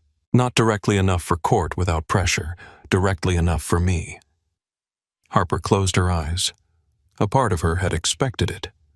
Another part of her, smaller and more foolish, had hoped even Preston had a line. "What did you do?" "Nothing." She opened her eyes. Roman looked almost offended by the word. "Nothing. I gave the information to Mara. She gave it to the journalist you spoke with." Harper stared at him. "You didn't handle it yourself?" His mouth tightened. "I wanted to. I know. I still want to. I know that too." He walked farther into the kitchen, stopping on the other side of the work table. "I have spent my life making sure no one gets a second chance to hurt what is mine." Harper's voice softened. "Roman." He looked at her. "You cannot call me that if you mean property." "I do not." "Then what do you mean?" The question hung between them, dangerous in a different way now. Roman looked at her like the truth cost him something. "I mean, I do not know how to care about someone without preparing for war." Harper's breath caught. There he was, not the myth, not the feared name. The man beneath the black suit still braced for a blow that had not come. She walked around the table slowly. "Who taught you that?" His eyes moved to the boarded window. "My father." Harper stopped. Roman's voice stayed even, but the words had weight. "He ran our house like men run prisons. Rules, punishments, silence. My mother learned not to ask for gentleness. I learned not to need it." Harper said nothing. He looked at her then. "When I was 15, I decided the room would never control me again. So I became the thing inside it people feared most." Outside, a siren passed somewhere far away, fading into the city. Harper stepped closer. "I don't need you to control the room." Roman looked down at her. "What do you need?" She answered honestly. "To stand in it with me." His face changed not much, but enough. Harper lifted her hand. There was flour on her wrist, a small streak from the last batch of dough. Roman noticed. His eyes dropped to it. He did not touch her. He asked, "May I?" The question was quiet. It moved through Harper more deeply than any command could have. "Yes." Roman took her wrist with careful fingers and wiped the flour away with his thumb. The touch was small, almost formal. Nothing like the violence people whispered into his name. Harper felt it everywhere. He released her hand. She caught his before it fell. Roman went still. Harper rose onto her toes and kissed him. For one breath he did not move.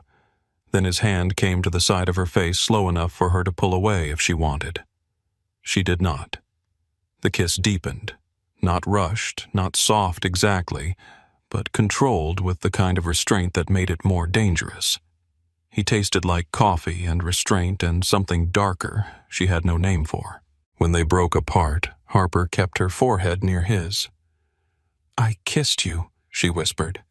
"I noticed." She almost laughed. Roman's thumb brushed once along her cheek. "Tell me to leave if you need me to." Harper closed her eyes. She had spent her whole life being pushed, arranged, instructed, corrected. Now a dangerous man stood in her kitchen and waited for permission. "Stay," she said. The next morning, the article about the contractor went live. It did not name Preston as the person who ordered the vandalism, But it named the company, the connection, the timing. It was enough. Calls came, messages came. Preston did not call. Celeste did. Harper did not answer. The shop had its busiest day yet. People came because of the story, but they stayed for the food. By afternoon, the case was empty again, and Tess had written "sold out" on a paper sign with a flourish that looked like victory. Near closing, the bell rang. Vanessa walked in. The room quieted in a strange, subtle way. Customers looked up, sensing history before anyone named it. Vanessa wore a camel coat, sunglasses, and the expression of a woman entering a place she had already decided to dislike. Harper stood behind the counter. Vanessa. Her sister removed her sunglasses. Her eyes looked tired. So this is it. Harper wiped her hands on a towel. This is it. Vanessa looked around. The cream walls, the glass case, the brass lights, the logo stamped on the boxes. Harper Quinn Atelier. It's smaller than I expected. It's bigger than where I started. Vanessa's mouth tightened. Tess shifted beside the espresso machine, ready for violence in the form of sarcasm. Harper gave her a look. Tess stayed quiet, but barely. Vanessa stepped closer to the counter. You've made a mess of everything. Harper did not answer. Dad's investors are asking questions. Grant's mother has stopped taking Mom's calls. People keep bringing up the wedding like it was some public trial. It felt like one. Vanessa's eyes flashed. You could have handled it privately. Harper looked at her sister for a long moment. I tried privately my whole life. That landed. Vanessa looked away first. For a few seconds, she seemed younger. Not innocent, never that, but less polished, less certain. Then the mask came back. You think applause means they care about you. Harper folded the towel and set it down. No, I think applause means they saw the work. Vanessa's gaze moved to the empty display case.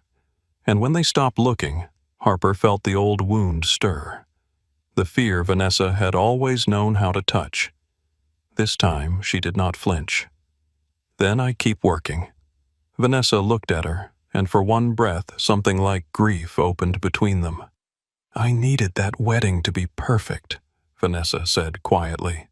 Harper's voice softened without losing its edge. No, you needed everyone to believe you were. Vanessa's lips parted. No answer came.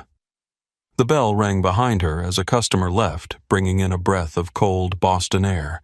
Vanessa put her sunglasses back on. You've changed. Harper looked around the shop at Tess, pretending not to listen at the empty trays at the boarded window, still waiting for replacement glass at the door that opened into a life she had chosen.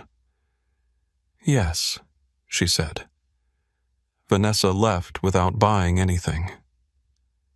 Through the window, Harper watched her pause on the sidewalk. Vanessa looked back once, not at Harper, but at the sign above the door. Then she walked away. That night after Tess left and the ovens cooled, Harper sat alone at the consultation table with a cup of tea she had forgotten to drink. Her laptop chimed. An email appeared from a national bridal magazine. The subject line was simple. Feature request. Harper Quinn Atelier. Harper opened it. They wanted to photograph her work. They wanted an interview about artistry authorship and the wedding cake that had started rumors from Newport to Boston. Harper read the message twice. The shop was quiet around her. The plywood over the window held Tess's painted words in the streetlight. Still here, still baking. Harper placed both hands on the table, feeling the grain of the wood beneath her palms. Then she began to type her reply. The first version was too careful. Thank you for reaching out. I would be honored to discuss possible participation. She deleted it. The second version sounded like Mara. Please send your editorial direction, usage rights, publication schedule, and compensation details.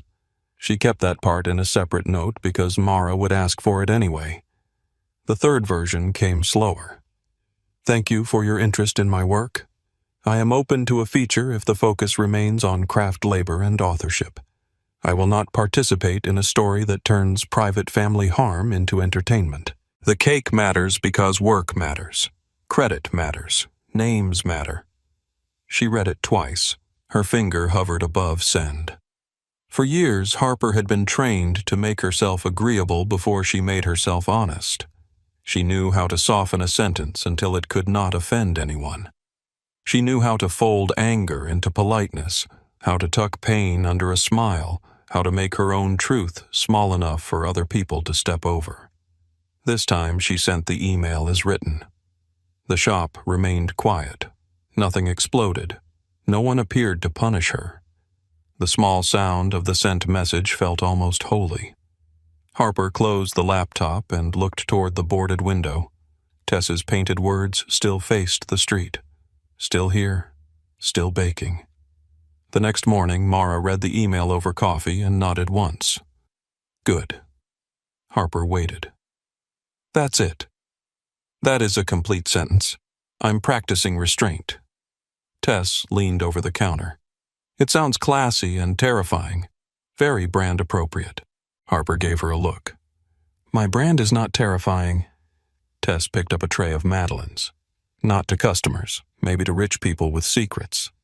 Mara did not smile, but her eyes warmed. By noon, the magazine replied. They agreed to Harper's terms. No family gossip angle, no staged tears, no stolen cake headline.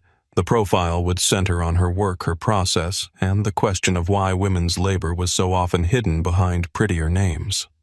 Harper stood in the kitchen with the message open on her phone. For a moment, she felt the old panic rise. Being seen was harder than being ignored. Ignored meant safe in a painful way. Seen meant judged, measured, possibly rejected. Seen meant people could decide she was not as talented as the story made her sound. Seen meant Vanessa could read every word. Preston could read every word. Celeste could set the magazine down on some polished table and say, Harper had always been dramatic. Roman found her like that, later that evening, standing over a tray of untouched sugar petals. You are thinking too loudly, he said from the doorway. Harper looked up. That sounds like something a man says when he does not know what I am thinking. I know exactly what you are thinking. Do you? You are wondering if the attention is a trap. She hated that he was right. Roman walked in his coat, still buttoned, dark hair damp from the rain. The new glass had not arrived yet, so the plywood gave the room a strange, closed feeling. He looked too large for the soft cream kitchen, too shadowed for a place that smelled of vanilla and lemon. Harper picked up a sugar petal and laid it on the drying tray. I spent so long wanting people to notice my work. Now they are noticing, and I feel like I'm standing in front of a train. Roman came to the other side of the work table.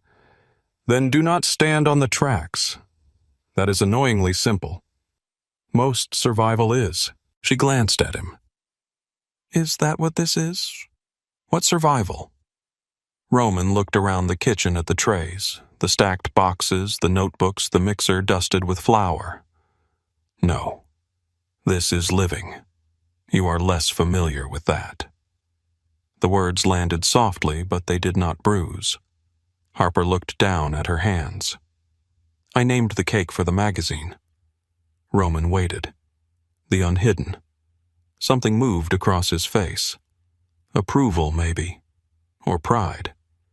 He did not turn it into a compliment.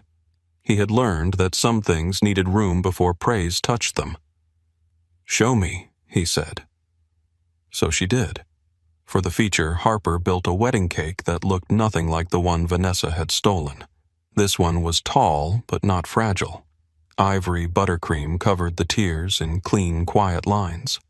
Sugar peonies climbed upward from the base, not falling down like decoration, but rising each bloom more open than the last.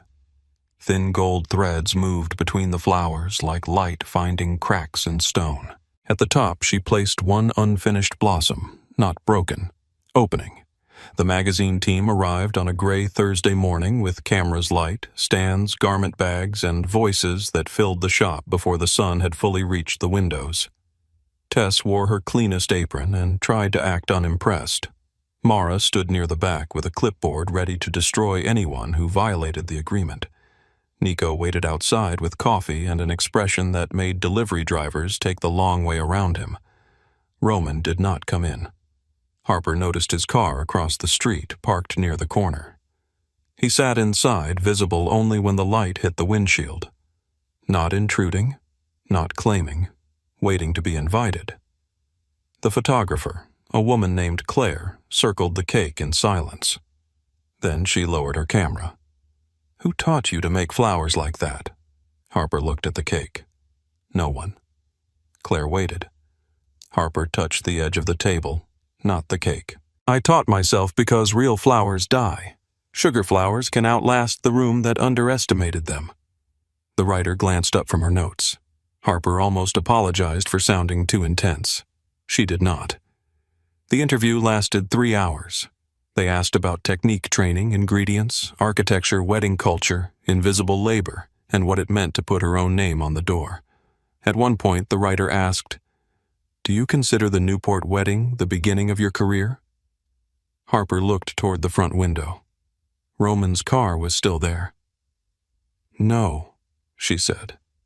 "It was the last time I let someone else narrate it." Mara's pen paused. Tess looked down quickly, pretending to adjust a box. Claire took the picture at that exact second.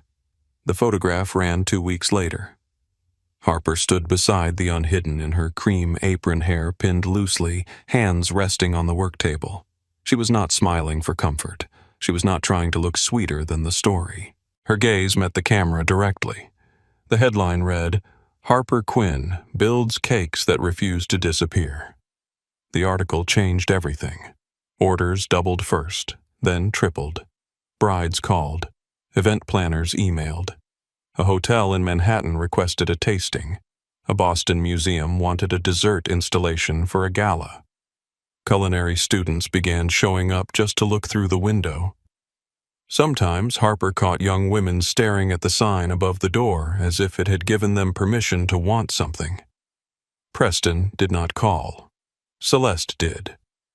Harper did not answer. Then, on a Tuesday morning before opening, Celeste came in person. The bell rang while Harper was arranging pear tarts in the display case. She looked up and saw her mother standing on the other side of the room wrapped in a pale blue coat, her hair smooth, her face carefully composed. For a second, the shop disappeared. Harper was a child again, waiting to be corrected. Then Tess emerged from the kitchen carrying a tray. She saw Celeste and stopped. "You want me to stay?" Tess asked quietly. Harper shook her head. "It's okay." Tess did not move. Harper gave her a softer look. "Really?" Tess went back into the kitchen, but Harper knew she stayed close. Celeste looked around the shop. "It's lovely." Harper placed the last tart in the case. "Thank you." The words felt formal. Two strangers at a charity lunch. Celeste approached the counter, gloved hands folded around her purse. "I read the article," I assumed. "It was very well written." Harper closed the display case. "Did you come here to review the journalism?" Celeste's mouth tightened. There she was. The mother Harper knew. The woman who disliked a tone more than a wound. Then Celeste looked down. "No." Harper waited. Celeste took a breath.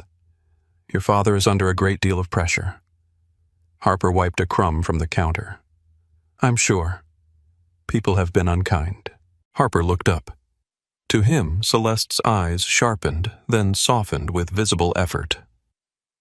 "To all of us." Harper laughed once under her breath.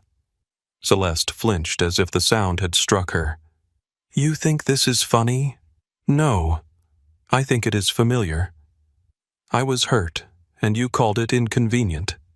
He is embarrassed, and you call it unkind." Celeste's face drained slightly.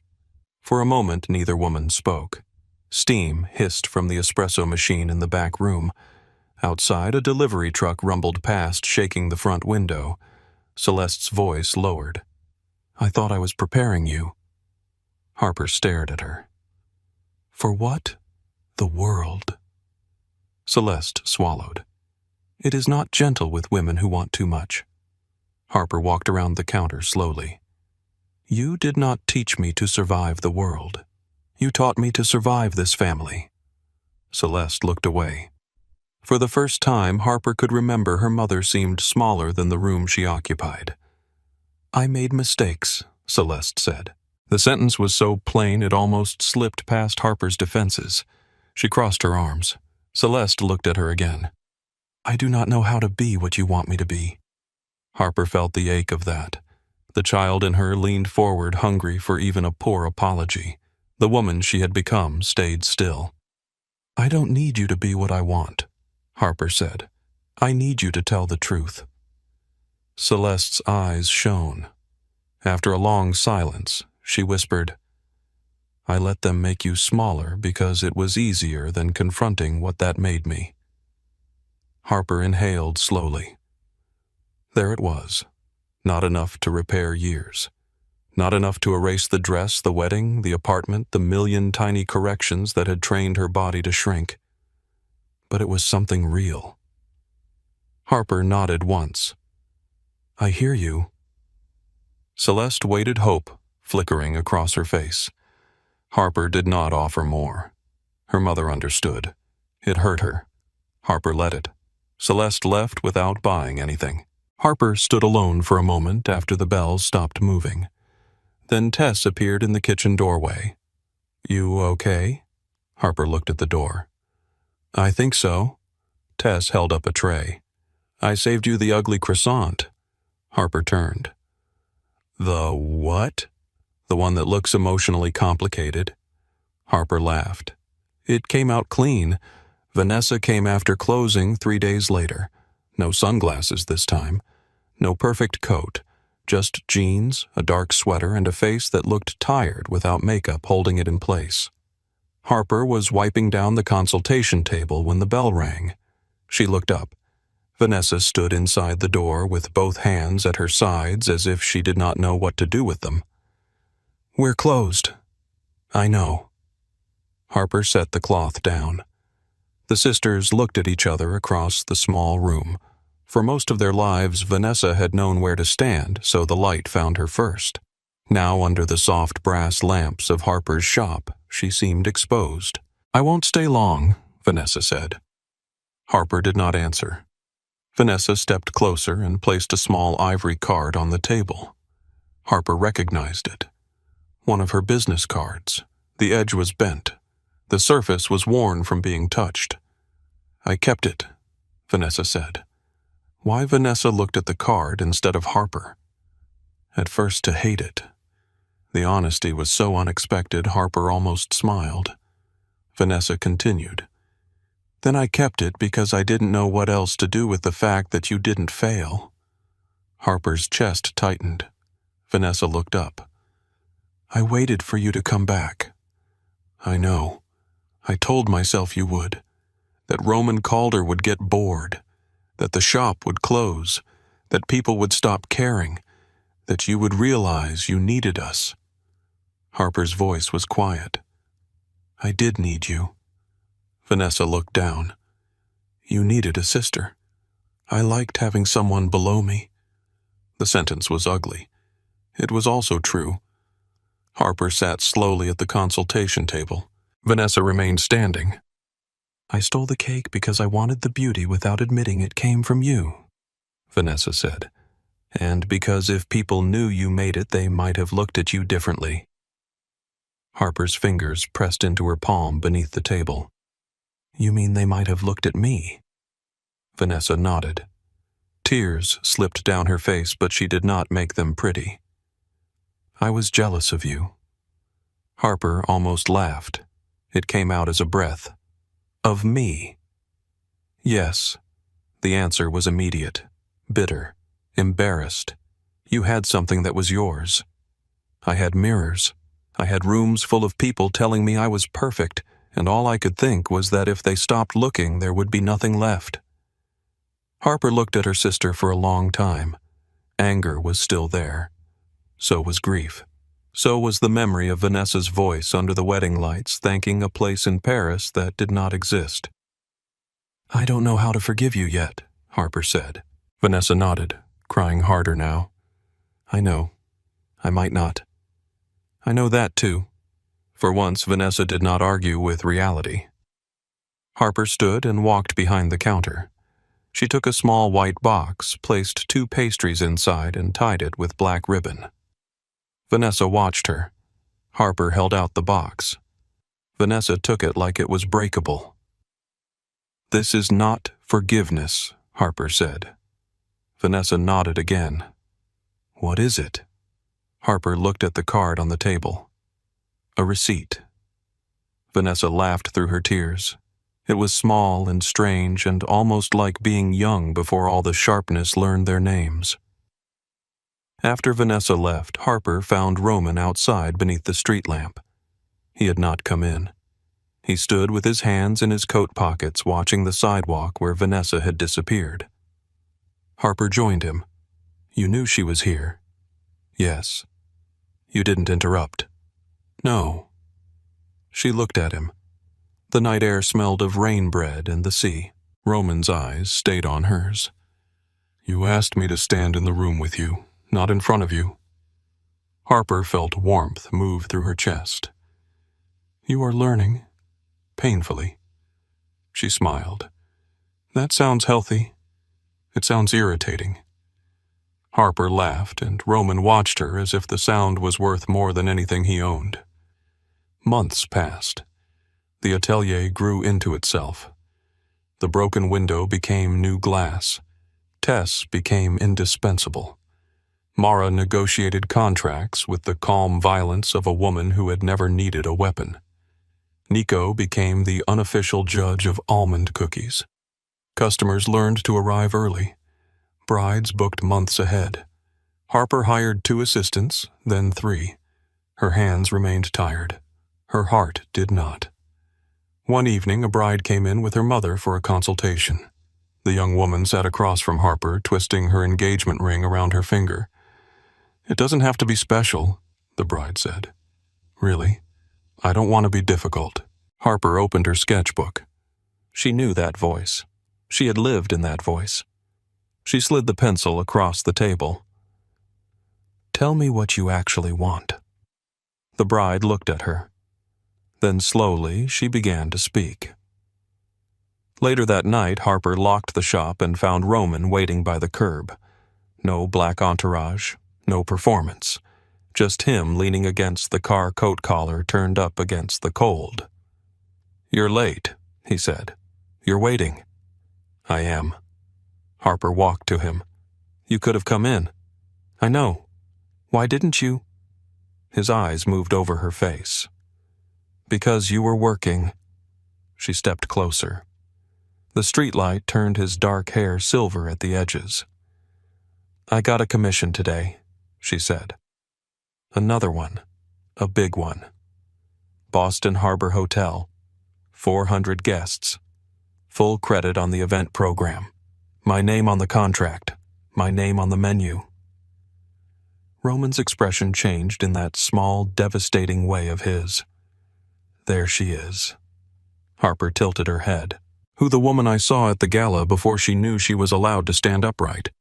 The words should have hurt. They did not. Because now they belonged to the past. Harper touched the front of his coat. "I love you." Roman went still. The city seemed to quiet around them. His voice, when it came, was low. "Harper, you don't have to say it back because I said it first. I am not hesitating because I do not feel it." She looked up at him. "Then why?"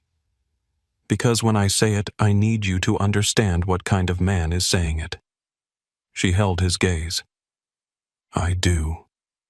Roman's hand came to her cheek, careful as the first time. "I loved you before you believed you were worth defending." Harper's eyes burned. "I loved you after you learned I could defend myself." His mouth curved. Then he kissed her beneath the street lamp slowly, with one hand at her face and the other at her waist, holding her like something chosen, not taken. The city moved around them. Cars passed. People laughed down the block. Somewhere nearby, church bells marked the hour. Harper did not disappear into the kiss. She stood inside it fully. A year after Vanessa's wedding, Harper delivered a wedding cake to a ballroom overlooking Boston Harbor. The cake was 5 tiers, ivory and gold, with sugar flowers opening upward from the base. Not the unhidden. Not a copy, but a cousin of it. Something strong, something luminous. The event coordinator checked the paperwork. Cake artist Harper Quinn. Harper Quinn Atelier. Harper heard her name spoken clearly in the room. No lie followed it. No one corrected it. No one laughed. During the reception, the bride took the microphone. Before thanking the florist or the band, she turned toward Harper. "I want to thank Harper Quinn," she said, her voice full and bright. "She made the cake I dreamed of before I knew how to describe it." The room applauded. Harper stood near the service entrance out of old habit. Then she stepped forward. Not far, just enough to be seen. Across the ballroom, Roman watched from beside a marble column. He lifted his glass slightly. Harper smiled. This time she did not look away first. Later, when the cake was cut and the plates were cleared, Harper walked out onto the harbor terrace. The night wind lifted her hair. The water below carried the city lights in long golden lines. Roman joined her without speaking. For a while they stood together. Then he asked, "Still want to disappear?" Harper looked through the glass doors at the ballroom at the guests eating cake with her name written on the menu, at the staff moving around a creation no one had stolen. "No," she said. The answer was simple. It felt earned. In the months that followed, the Quinn name changed shape. To some people it still meant Preston's empire, his money, his fall from unquestioned respect. To others, it meant Vanessa's wedding scandal, whispered less often, now softened by time and newer gossip. But in Boston, in the North End, on a cream-colored box tied with black ribbon, Quinn meant something else. It meant almond and cherry. It meant sugar flowers that looked alive. It meant a woman who learned to put her name on the door and keep it there. One morning, Harper arrived before sunrise and found Tess already inside, music playing softly while she piped buttercream onto a tray of cupcakes. "You're early," Harper said. Tess glanced over. "You're late. It's 5:30. "Exactly. Growth." Harper laughed and hung up her coat. The ovens warmed. Coffee brewed. The city woke outside the glass. Soon there would be customers at the door, consultations on the calendar, invoices to check flowers, to sculpt cakes, to stack calls to return. Work. Real work. Hers. Harper moved to the front window and wiped a faint smudge from the glass. Her reflection looked back at her. Not the girl in the silver dress. Not the sister standing behind flowers. Not the daughter waiting for permission. Just Harper. Behind her, the kitchen filled with light. Outside, Roman's car pulled to the curb. He stepped out with 2 coffees and waited until she saw him before reaching for the door. Harper unlocked it. The bell rang. And this time, when the room opened around her, no part of her tried to shrink.